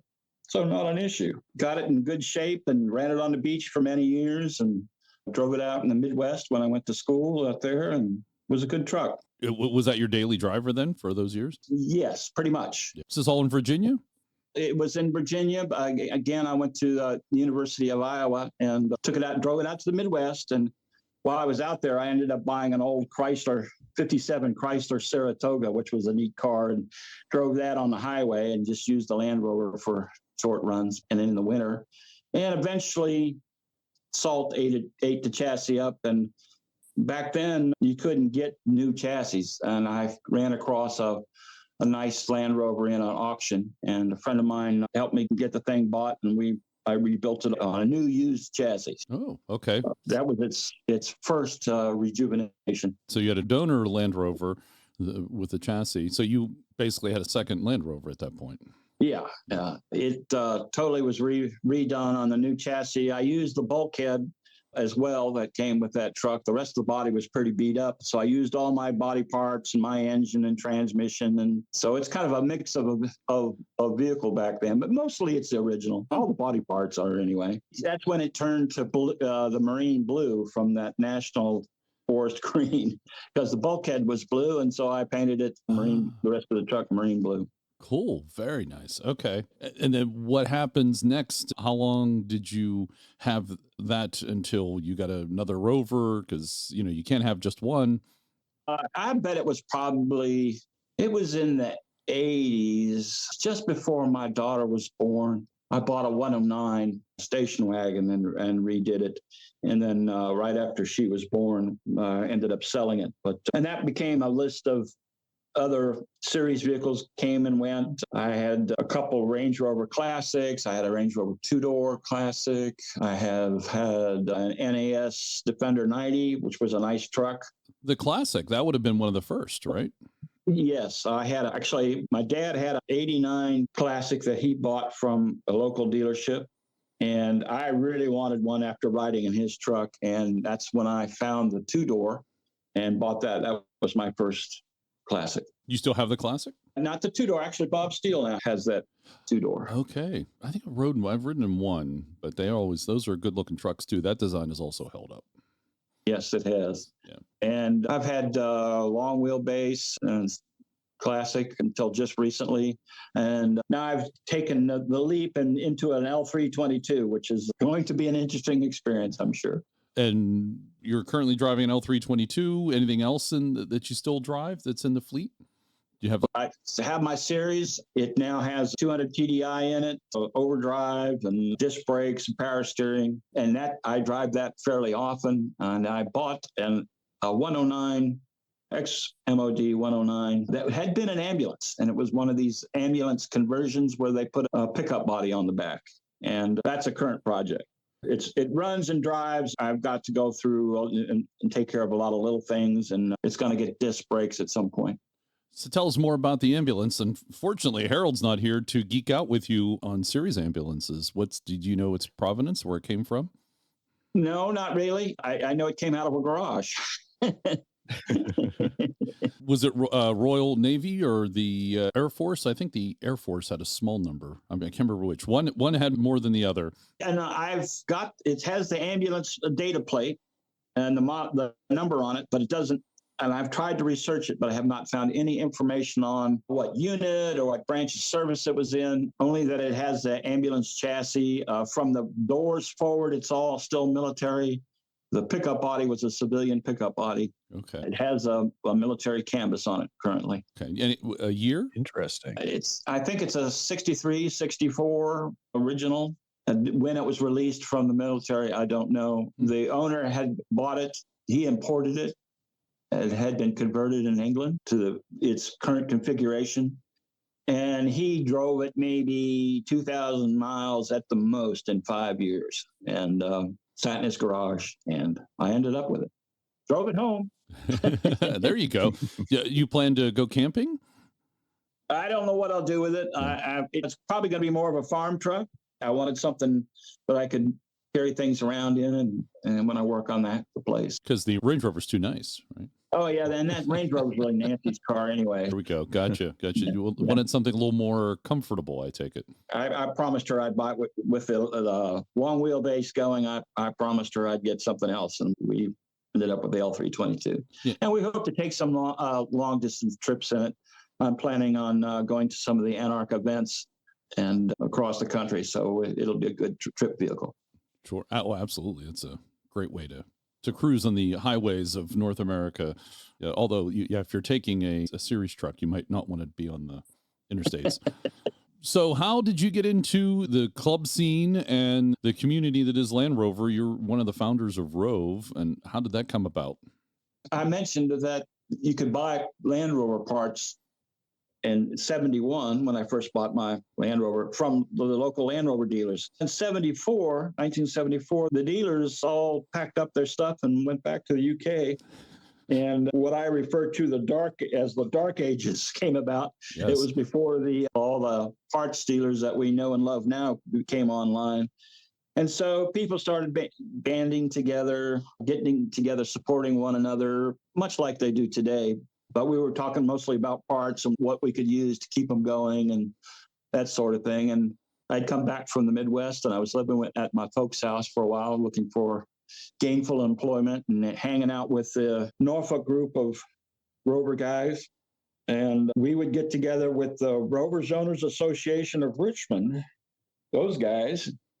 And in 1975, both groups got together and formed ROAV. That's how I became founding member. And that's the Rover Owners of Virginia. Correct. The Rovers Owners Association of Virginia Limited. Yes. For another 18 years or so, the ROAV had get-togethers, loosely formed rallies. Actually, more, let's go drive the Blue Ridge Parkway, or let's meet together at a restaurant, that sort of thing. So nothing's changed, really. It's exactly what happens these days. It's just pub meets, that sort of thing. Chance to get your truck out, drive it. Yep. So after, I guess about 18 years of this went by, after a rainy weekend, which seems to be the theme for Land Rover events, mud and rain, Mid-Atlantic Rally. Sandy Grice and I and our wives were sitting around our kitchen table and talking about events and what we could do. And the idea for a really big rally came about. A big rally in those days, if you got a rally was 3 Land Rovers together, and if you had 20, that was a big rally. So we thought we'd put on a big rally, and the name Mid-Atlantic Rally was tossed around. And in 1994, the 4 of us worked hard, and with some other folks that jumped in, we put on the first the first Mid-Atlantic Rally, and it happened at my farm in Penland, Virginia. So how many people attended the first MAR? I think it was right around close to 60 vehicles, which just amazed us. That's actually still impressive. And that was before the internet. It was all, Sandy Grice was putting out the club newsletter, and that had a large following. The word got out, and we had a good group. The next year, it grew even more. I think in 98 was the last year at my farm. We camped at my farm, but we used the trails at Pearl's Pond. We had over 200 trucks parked on my 15 acres of pasture. Wow. Wow. It was.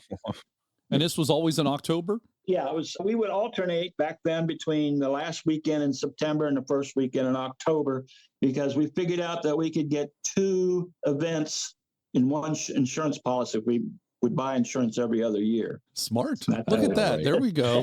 Smart. Okay. So you get at the beginning of the contract, the agreement, and then you get another one in at the end. Oh, that's very nice. Exactly. Yeah, exactly. Yeah. And back then, they all had themes. I think the first one was Workhorse of the World Rally. We had Built Like a Locomotive Rally, where we rented the local passenger train and took everybody for a picnic on at the end of the line, which was neat because we were ferrying everybody down to the railroad tracks in forward controls, which was pretty cool. Oh, nice. Was that your Very forward nice. control? No, but Jared Silbersher, you've probably heard the name. His 101, the first one I ever saw. And it was pretty cool. So we had themes for MAR for quite a few years. Which were any favorites of yours? The Gods Must Be Crazy was pretty good when we rented a drive-in movie theater. I think the Elegance in the Rough was probably one of my favorites because people really got into the creative black tie, and we had bagpipes and fireworks and all kinds of things just happened that weren't planned, and everybody was really into the spirit of the event. So I think that was probably one of my favorites. Actual fireworks. Yeah, somebody showed up with professional quality fireworks. Wow. I couldn't even tell you who it was. They just at the right time they were going off, and it was much better than the potato cannon battles that we had at one point. See, and everyone thinks nothing happened back then. There was no creativity. It was just you guys had your trucks. You guys had this. Those actually sound like really cool themed events. It was. It made up for the fact that we didn't have a lot of trails at the time, and there was some trail activity. We had an RTV Gymkhana style events to make up for the limited trail access. As the event grew and more trails, that seemed to become more of the focus than the Gymkhana stuff. So the RTV still is a very important part of the event. And RTV has been part since the beginning with the MAR? Yes, probably the second or third one. I remember if you walk around in my woods, you can still find, we didn't really know how to put on the RTV, just from what we had read in magazines and from the Land Rover lore. And so our RTV course ran partly in the woods and out in the field. And every now and then I'll run into one of the numbers tacked to a tree for one of the stages. So. That's pretty cool. That's pretty cool. A nice little memory from back those days. So then it moved from your farm to Pearl's Pond, which is where I first introduced in the early 2000s at Pearl's Pond. I know when everyone thinks of MAR, I think they think of Pearl's Pond. Yes. The Adamsons were very kind to let us use the property in return for the Rovers Owners Association of Virginia using the property. We helped them with projects, opening the grounds. There really wasn't much of a driveway. The club put in a well for them. We helped with a lot of different aspects of getting the property open and usable, and along with building trails all through the property. And we're lucky that the Adamsons have invited the club to come back and use the property again. And we're working out the same sort of agreement with them. It's a partnership. Who built the concrete pad out to the island? Sounds like you would know. Was that a ROAV? Did ROAV take care of that? No, that was there because the island was being farmed at the time. So at some point, somebody farming aspect, it was built. That was before us. Because that's a nice little feature. You can get over to the island, and that island is great. It's a sizable island. I've actually camped over there. Yep, it's the second largest island west of Richmond, west of the Falls. Gregory Island is what it's named. I didn't know it had a name. The Gregory Island. Okay. From the MAR, I take it the MAR is what led to the 50th anniversary celebrations, and that took place in 1998. Yes. What was your involvement in that? That was the first time ANARC came to being. Again, my good friend Sandy Grice and I talked about it. I was the current president of ROAV.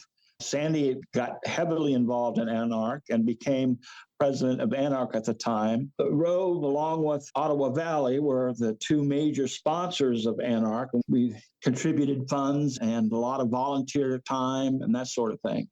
And it was a great group of folks got together to put on ANARC. Dixon Kenner was right in there. He helped significantly along with other folks. Dixon, apparently he's refusing to join today to talk to you. I'm kidding. Yeah. Well, I'm sure you could add a lot of insight on those early days. It was a great event. And who would have thought that years later, for the 75th, that we would return to Great Peak? The folks that got together to get ANARC back up and running, ANARC 2.0, as I sometimes call it, we went out and looked at all a bunch of other venues. And Greek Peak was actually the last one we looked at. And we thought we ought to just drop by there. And it turned out to meet all our needs. A great bunch of folks to work with. And the rest is history. We had a fantastic event there. If we do say so ourselves.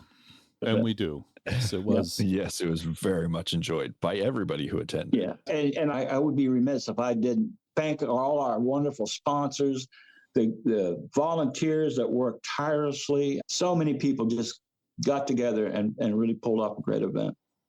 And we only had one mistake. Only one. We didn't take a group photo. We didn't take a group photo. What was up with that? I thought about it at the time. Oh, we should take a group photo, and then got distracted with something else. And we should have planned it ahead of time, set a time and place, and there we go. Right. Things happen. So the first ANARC Jubilee, or is it called the Jubilee?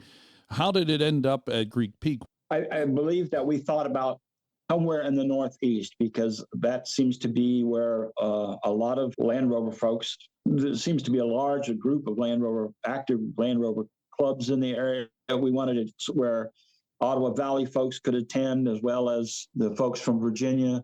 Somewhere in the Northeast seemed to be the right thing. And I remember Sandy working, trying hard to find someplace, and Greek Peak seemed to be what worked out. Where is Sandy? We hope he is in the middle of some friends in the Norfolk area are getting together, and they're going to put his truck back together. He's got it. He's working on putting a clutch in it. And we hope Sandy will be at the 30th anniversary of MAR in September. He has not been active in the Land Rover scene for a while. And now late entrant into the conversation is Dixon. Welcome, Dixon. Good day. Pleased to be here. You were fixing your Series 1 and lost track of time. That's right. The joy of working on a windshield of an 80-inch, which is practicing your 18th century picture frame assembly.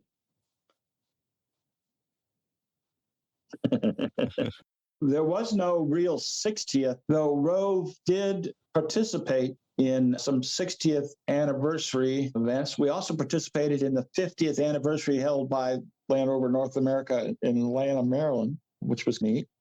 I was president then, and the Land Rover North America gave ROAV a plaque and recognized our club, which was pretty cool. Rovers Association of Virginia held a 60th in 2008 at Oak Ridge Estate in Nelson County, Virginia. And it was a smaller event than we'd hoped. The year before, we had almost 400, I think we had over 400 trucks, though we lost count at MAR. We only had close to 300 at the 60th. And from there, we moved on to other venues. We spent, I don't remember just how many years at Wheatland Farm in Giles County before we moved back to Pearls Pond. That was about 4 or 5, I think, maybe 6. If I remember correctly, something like that. Yeah. Coming up is the 30th anniversary of the MAR Mid-Atlantic Rally. What activities are planned for that, and where's it going to take place, and what can people expect? I am a volunteer, and I work closely with all the different folks on the ROAV board. And I know they've got a lot of good things planned. It's going to be a special event. It's the last weekend in September. The registration will be a limited number. I think they're talking about 250 vehicles in attendance. And we've got some special events planned. It's very much in the early stages, but I think it's going to be a great event. And it's a special event for me because having the first MAR at my farm and Sandy Grice and I working together and doing the planning, I'm hoping he's going to be able to attend. Several of us have talked about an intervention where I know Larry Michelin and others are from the Norfolk area are planning to get together and help Sandy get the clutch changed in his series vehicle. He has, I believe it's a 1973, it's a Series 3, and he bought it new and still has it. Wow. And it's been a great truck, and we hope he and his truck will be at the 30th anniversary. Very nice. And a clutch is a reasonable project for the time frame. No Yeah. ship fitters disease. It's been sitting for a while. It's going to need other little odds and ends, but he's by himself. Getting that transmission out by himself is it's a tough job. And so a bunch of us will get together on a couple of weekends and help him out. It's a challenge when you're in your 20s or 30s, as opposed to us who are slightly older now and maybe wiser. I'm not sure about the wiser part. Yeah, that's true. I'll agree with that. The older part I can identify with. We've talked a lot about activities here in the Northeast. Have you visited or rallied or taken your Rover anywhere else in especially North America? It's been, my series truck has been up and down the East Coast. I've been to other places with it, but as far as the Midwest in the series, I'm hoping that it'll go other places. I mentioned briefly about the guys going across Asia and Europe and an adventure of a lifetime for me, and that was Oxford. That was quite an adventure to go across the U.S. in a Series 1 at 30 miles an hour on gravel, dirt roads and trails. Yeah, it's been around. I hope that with the L322 that I will get back out and I enjoyed the Colorado mountains. I hope to go back out there and do some more of that and other places across the U.S. Have you attended other rallies? Have you been to the birthday party or the national rally? Or no, I have not been to either one of those. Okay. Unfortunately, I have been to other events more in the local area, in the East Coast area. Yeah, hopefully the Range Rover will make it a little easier for you to get out and about and visit far-flung places. That was the idea, and I actually had bought an RV to tow the series. The camping at my age is getting to be less of a draw, and right. the Range Rover seats are pretty comfortable. So. Yes, they are. Yes, indeed. I've having recently acquired a 2006 LR3. Having comfortable seats on a long journey is really nice. Absolutely. It's really nice. If you want to see Mike's journey across the United States on YouTube, there's Oxford Across America, which Dave Short has gone and loaded up there, at least 12 episodes.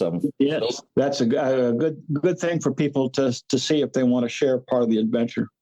Yeah. How did you get involved with helping David Short with Oxford? And I take it that was a special moment for you to actually drive Oxford. It was a special moment. Oxford came to the U.S. primarily through David's hard work. He got it here. It was at a venue in Richmond. We were all standing around and talking, and David just asked me if I wanted to go. I was in awe of the vehicle at the time, and I said, sure.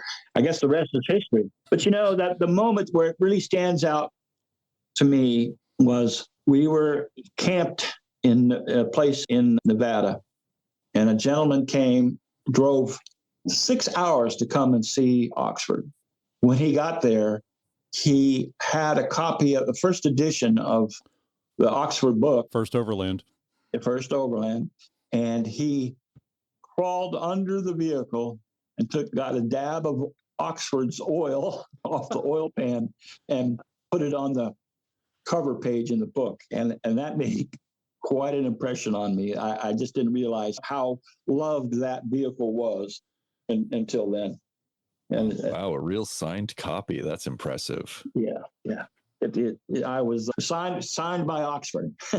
Yes. And a first edition. That's pretty impressive too. Yeah, but he bought it secondhand and just came across it and cherished the book and got to see Oxford. And Anna Bennett was so wonderful about letting the vehicle come to the U.S.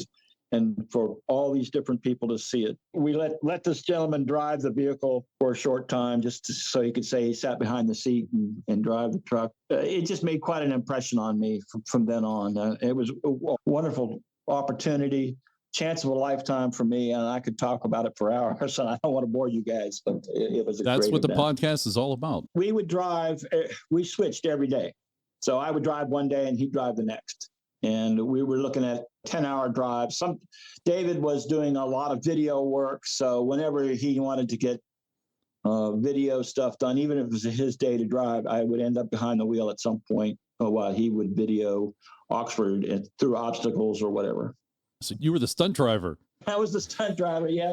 And we fell into a routine of different chores because this was a 5-week thing, and we camped a lot. And so we'd pull into a camp area, we were going to camp. He would start dinner and I would set up camp. We had our jobs we did. And first thing in the morning, we would check fluids and go through Oxford, make sure she was ready to go for the day. And some of the days were 10-hour days. That sounds much like the actual first overland. The guys settled into having their jobs and what they did, and they would check the oil and check the fluids and set up camp. And so you were in very similar activities there. Yeah, we definitely fell into a routine, which was pretty neat. Did any special moments aside from the signed copy of First Overland stand out for you?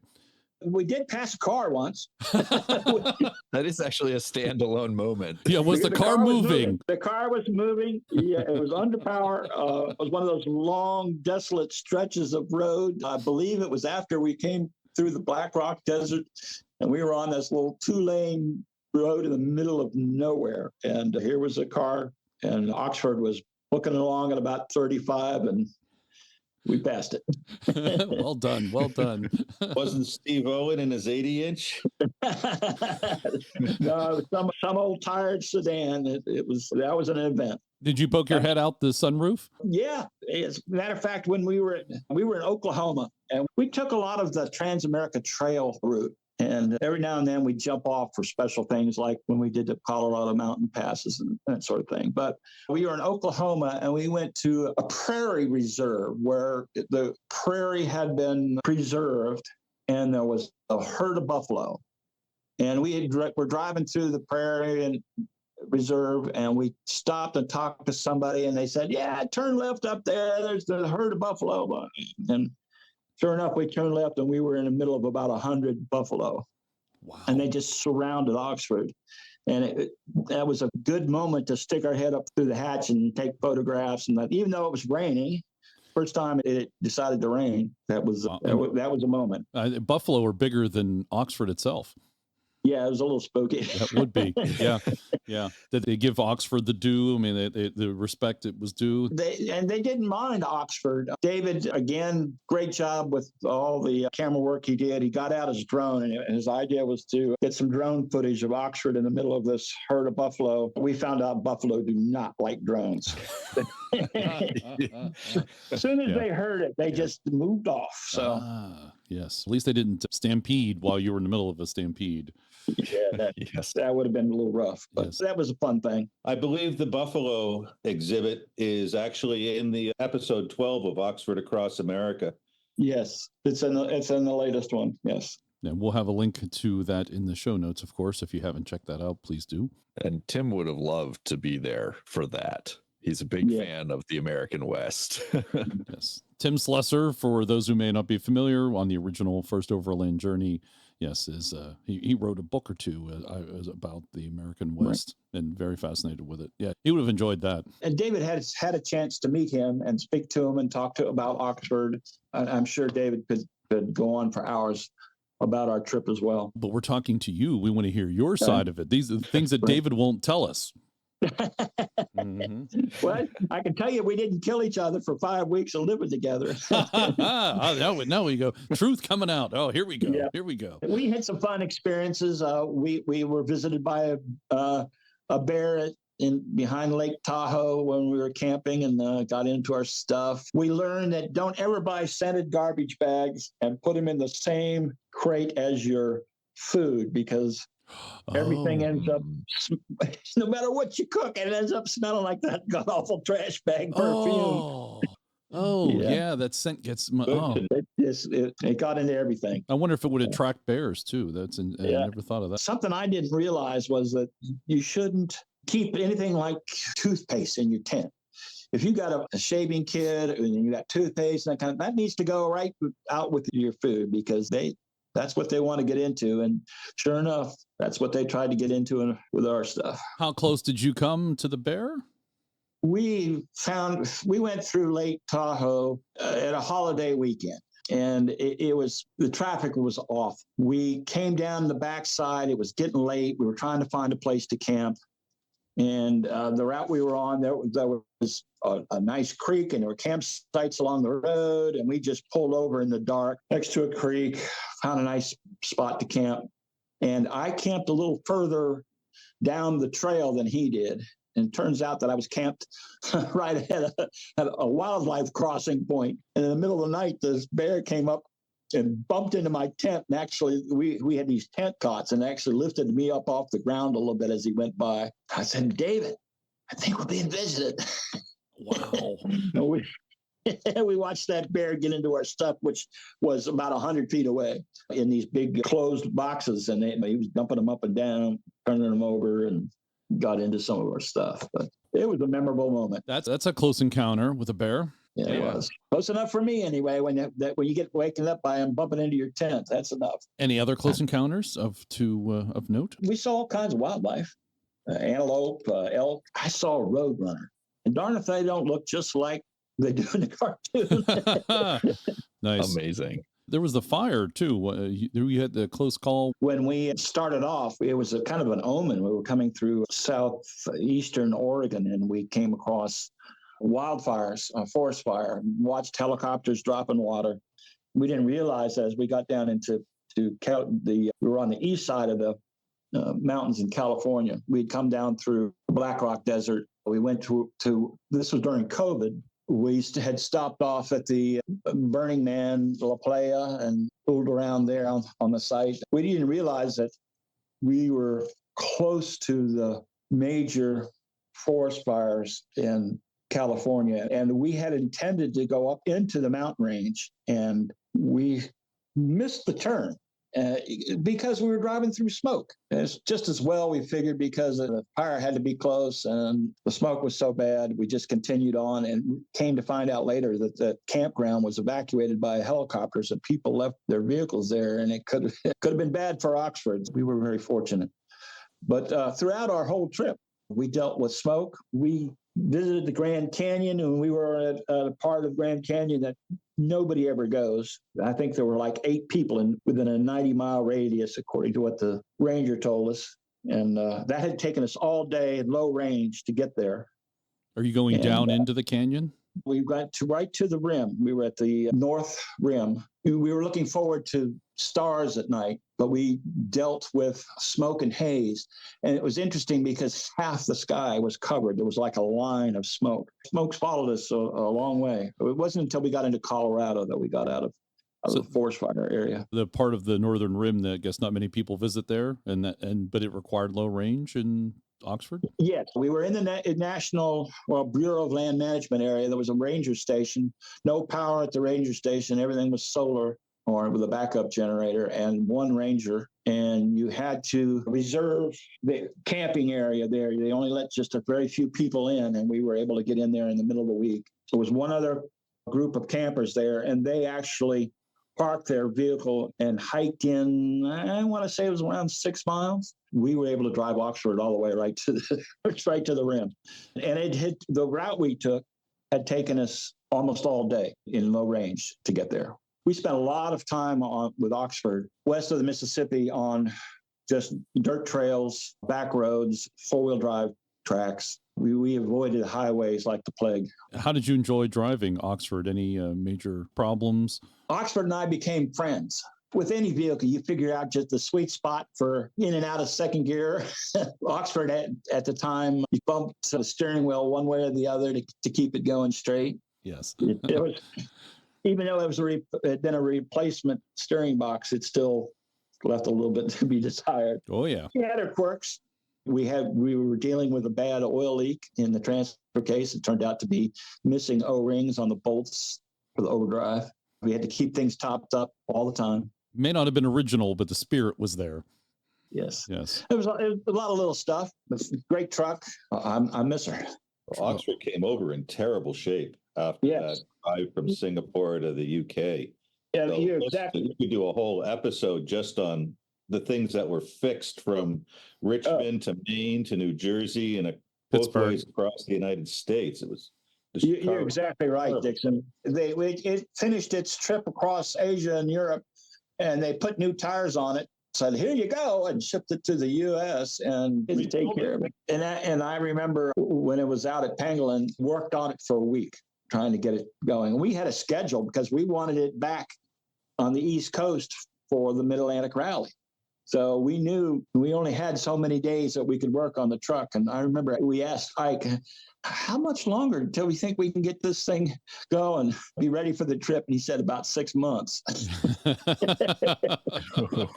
a good sign. No. 6 but months. We left in 3 days anyway. So. And you still made it. Yeah, still made it. It was a project. We actually pushed it into the dealership at Reno. It quit out on the road and we pushed it the rest of the way. It turns out it was an interesting thing. There was a coil on two coils on the bulkhead, wire tied together. And we thought, that's an interesting way to keep a spare. It turns out they were both bad coils. And then what you did is you drove, and when it would quit running, you just moved wires over to the other coil and went and ran until it got hot and would quit running. As most people don't know, a lot of the symptoms of a bad coil can mimic fuel starvation, which we also had a problem with. So we were going around and around until we figured out that both coils were bad. It would just quit in the worst possible places you can imagine. I can remember, David, and I can't remember just where we were, but we were climbing up one of our first mountain climbs, and we're going up the mountain, and it was 100 degrees out. And Oxford just said, that's enough. I'm stopping here. And she stopped, and with no overflow bottle on the radiator, she would puke all our radiator coolant out as you climbed in altitude. So here we are, all antifreeze coming out of the radiator. She's overheating, and because of it, the coils had gotten hot, and we're all stuck on the side of the road. And there was one little 4-foot pine tree growing that both of us tried to get under to get a little bit of shade because it was over 100 degrees. Oh. We were pretty discouraged that day. Any encouraging days? Oh, yeah, we passed that car I told you about. Didn't get trampled by bison. Get trampled by bison. No, we saw some great things. Oxford took us places that most people never get to see. And I'm thankful for that. Did you encounter other Land Rover owners come out and meet you aside from the one with the first edition? Yes, we did. We met with, but again, this was during COVID, and that Oxford had gone across to the West Coast, relayed from club to club. And David said that he felt like he was pushing Oxford across the U.S. by computer because he was negotiating with the clubs and it was being exhibited and displayed. And we had planned for a lot more things to go on club-wise with Oxford. But again, because of COVID and lockdown, it was a lot more limited. But people would show up and follow us for a while. As we came east, it became more often.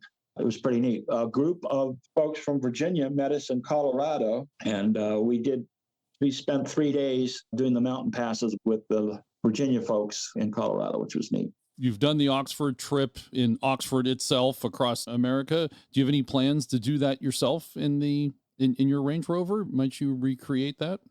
There were places that I would have liked to have spent more time that we discovered in the Oxford trip.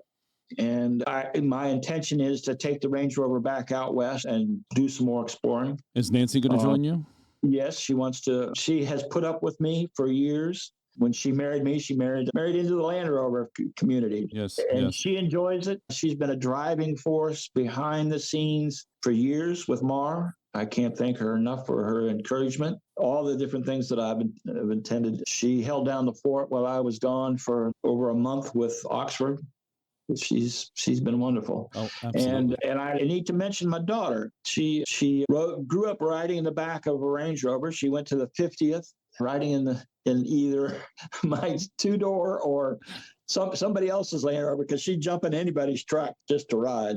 And she now owns her own Range Rover Classic. She's vice president of ROAV. Yeah. My son also grew up riding in the back of Land Rovers, and he is a software engineer and designs security code for vehicles and actually has code in the new Defender. So he's still involved in vehicles. Yeah. You have an official Land Rover connection. Yeah, official outright. Yeah. And works for a lot of different corporations. Land Rover is one of them, but I know he's done several other. If you want to do a trip next year, there's always Steve Owen's Yellowstone Trail that he's going to do from Wisconsin to the Pacific Coast. And then in 2026, I think, Wisconsin to Plymouth, Massachusetts. All would be great. I have family in Missouri. That would be a neat thing to go out to see my family out there and then go head north into Wisconsin, which is what I intend to do for the Minnesota ANARC event with the Minnesota Land Rover Club, is make a big trip out to the Midwest, see my family, and then head north. As you are the president of ANARC for this iteration of ANARC, are you going to be attending all 3 ANARC events for 2024? Unfortunately, I'm going to miss the Pacific Coast event. I had scheduled a trip to see my son in Germany and the family trip in Scotland, which is right in the middle of that. And we had planned originally to go, but COVID shut things down. We were planning to go the first year of COVID, and I have to use the vouchers I've got. So I'm going to miss that, but I am planning to go to the other 2. Excellent. That'll be good. Looking forward to it. I have a little story about Nancy. We did talk to her at the Jubilee, and she was on the podcast. And what folks don't know at the time was Nancy specifically was trying to get Paul McCartney to come to the Jubilee because he has a Land Rover connection. He wrote a song about his Land Rover called Hell on Wheels. Nancy tried. He was in New York State. He was attending an event at New York State. He was several hours away. And Nancy tried. There's a text you can get on with McCartney. Yeah. He'll text you. She tried that. She tried to reach out to his publicist. Hey, would it be cool if Paul McCartney showed up at the Jubilee? It would have been cool. It was really cool. I certainly encouraged her so to do that. He was nearby too. He was like close. It wasn't like he was on tour in Asia or anything. She really worked hard on that. And her favorite thing is, doesn't hurt to ask. Absolutely. One of the things I'd like to mention is that as president of ANARC, we have a great team, and we're working hard to make ANARC available as a resource for clubs across America. Together, clubs can do more. We want to be a voice to help keep trails open and negotiate lower insurance rates. And we're working with Tread Lightly. That is, as a member, clubs can join and individuals can join at a reduced rate as ANARC is an official member of Tread Lightly.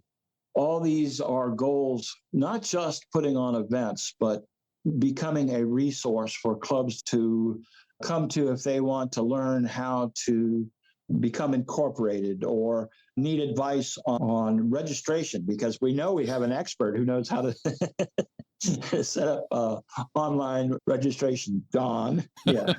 And I want to see what ANARC did on, and I think it is headed down the right trail, right path. It's on good footing, good traction, and I think it has a bright future. And we've got some events. We're working with the clubs. The ANARC's event team has worked closely with the Pacific Coast Rover Club and the Minnesota Land Rovers and the Gulf Coast Land Rover Club to really get a good event headed in the right direction. I think they're going to be great events. And if folks don't already know, because if you're listening to the podcast, you hear me talk about this all the time. And maybe if you're new to listening to podcast and the Land Rover community here, you can go out to anarc.club, ANARC.club. Of course, I have a link in the show notes. And then there is a menu item, a link to the ANARC 2024 events. And each of the event has its own page. The Gulf Coast Rally will have a page when they have more details, but the dates are there and the ways to register are listed there also. They'll give you a link to those events. And you will be able to see Mike at 2 of the 3 events this year. Be sure to go up, thank Mike for keeping the Land Rover flag flying here in North America. I think the Mid-Atlantic Rally, I think has been a kind of a crown jewel here, especially in the East Coast for the Land Rover community. So we have you to thank, Mike. It's an event that's close to my heart, and I'm really excited about the 30th that's coming up this year and the 50th anniversary of the club the next year. And I hope that as a volunteer for ROAV, I hope I'll be a part of it, and I'm really looking forward to the event. And I hope to have my 109 there, as well as my 88. Oh, excellent. You're getting the 109 back on the road? That's the goal. That's the goal. And what about the Land Rover's 80th? Do you have any thoughts on when ANARC will do another large celebration? That's our current plan. Do you have any thoughts on what the 80th will be? That's our goal. And whether or not it'll be at Greek Peak again, I don't know. They were wonderful to work with, and it's a great venue. I would love for us to return. I hope I'm still around. As we do. I hope you're still around. And looking forward to that one again. And who knows? I may have 2 Rovers there instead of just 1. Mike, thanks very much for talking with us today. It was an honor to have you on the podcast, talking about the history of the Land Rover community here in North America. As I said before, keep saying it again, without you, I don't think we would be where we are today. So thanks very much. Well, John, thank you. It was an honor to be here. Yes, thank you very much. And obviously, we're also all so thrilled that you got to have and share your trip in Oxford as well. I thoroughly enjoyed your presentation at the Jubilee, and obviously getting to hear the stories today. Excellent additions. Thank you. As I have said many times, it was an adventure of a lifetime, and I'm glad I've been able to share the experience with the Land Rover community. Mike, you've done a fantastic job with ROAV. It's one of the pillars of the Land Rover community in North America. There's not many clubs that have real established position and history, and ROAV is certainly one of them. You've done a fantastic job. Thank you, Dixon. It's a legacy. I'm very proud of the club. It's got very enthusiastic volunteer corps. The officers on the board are enthusiastic, and I think there's going to be a bright future for ROAV, as well as a lot of the other clubs across North America, especially now that ANARC is going to be a resource for them. Thanks again, Mike. We really do appreciate taking the time to talk with us on the podcast. Thanks much. We hope you enjoyed show number 132 for March of 2024. Thanks to Mike Mccaig, our guest this month, who is the president of ANARC. Go check out anarc.club for all of the ANARC activities going on this year in 2024. We've got 3 ANARC events going on all across the continent. And thanks to the One True Packs for his continued production support. We do appreciate that. And thanks very much, of course, as always, to Morgan and to Dixon and Harold, even though Harold was not here. He was here in spirit. Thanks for having me, as always. Oh, thank you. This is always a great time to listen to the news and what's going on in the Rover world. And I'd like to report, as I mentioned earlier, on my new to me 2006 Disco 3, LR3. There's a short little report, a little bonus here, I guess, at the end of the podcast. The short version is I think I've fallen in love with the Disco 3. It's just phenomenal. I took a trip up to Quebec and drove close to 1,600, maybe more than that, 1,700 miles round trip. The truck didn't miss a beat. It was great. Had a fantastic time in it, driving it. It was comfortable. On the return trip, I left Quebec at 6:10 a.m., made a few stops along the way, and got back to my house at 10 to 9 p.m. You could have a conversation on the way. My buddy Jeff went with me. We could converse. We could listen to the radio and converse at the same time. Use the technology they call CarPlay to actually send texts while driving, which was amazing. It's just really cool stuff. When we were in Quebec itself, there was a major snowstorm came through on Saturday, but it didn't go as far north as Quebec City. And we did get some wind and some flurries, but it wasn't the big snowstorm they had elsewhere. Like when we went back down through upstate New York, you could see there had been a major snowstorm. I think it was also ice storm went through there. But there was a little bit of snow on the ground up in Quebec City, and the LR3 didn't have a problem at all. Got around fine. I put it into snow mode once or twice, but really didn't have any issues at all. And carried people. We deployed the rear third row seats because carrying people around, it was fantastic. It's great. It was absolutely great. I just really like the car. And as a bonus for listeners who have stayed this long, if you are in New York, specifically in Maybrook, New York, there is the Main Line Diner.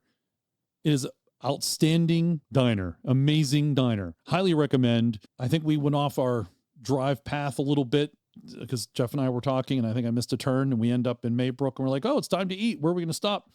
And Jeff said he wanted to have a club sandwich, and we saw a sign for a diner. Boom, let's go. End up Mainline Diner. Walk in, they say, what would you like? And I was like, do you have any club sandwiches? And they're like, oh, right here. We've got 6 of them. They had 6 different kinds of club sandwiches. Food was amazing, absolutely amazing.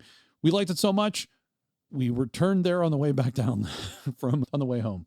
So Mainline Diner in Maybrook, New York, high recommend. And further on about the disco, I got home and my cousin needed to move a queen size mattress.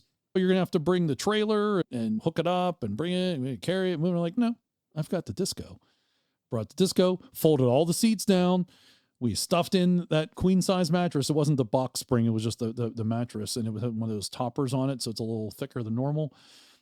Scrunched it up, closed both tailgates, done. It was fantastic. It was great. Absolutely great. Didn't even know it was there. All those bad things I've said about the disco, I'm not taking them back because it's about the modern disco and what they've done with it and where they're not sure where they're going. But the D3, the D4, D2 and D1, wonderful, just wonderful. Especially this D3 is fantastic. Absolutely great. So that's my report. Your Mainline Diner is actually not that far from Poughkeepsie, where Bossa Lassie goes and hides out in between shows. You need to go Not to the bad. Mainline Diner. Ooh.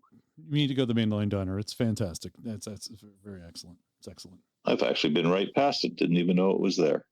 We post a new podcast at the end of every month. Our website is centresteer.com. It has all of our shows that you can listen to them, and also all the show notes with links to the stories we discussed in today's podcast. You can directly support the podcast at patreon.com/Centresteer, like Joe did. We appreciate that. Joe, don't forget, message me so I can send you your t-shirt. You could also buy your own t-shirt, a sticker, or even buy us a tee. Visit our website for details. If you have an idea for a guest, send us the details. And if you have the contact info, even better.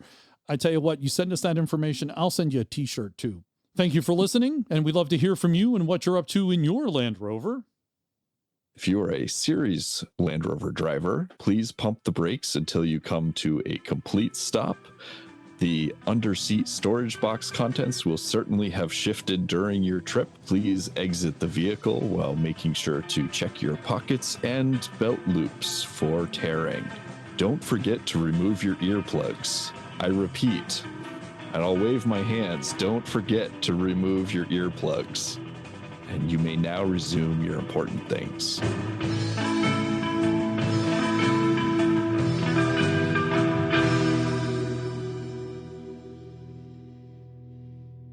The joy of working on a windshield of an 80-inch, which is practicing your 18th century picture frame assembly.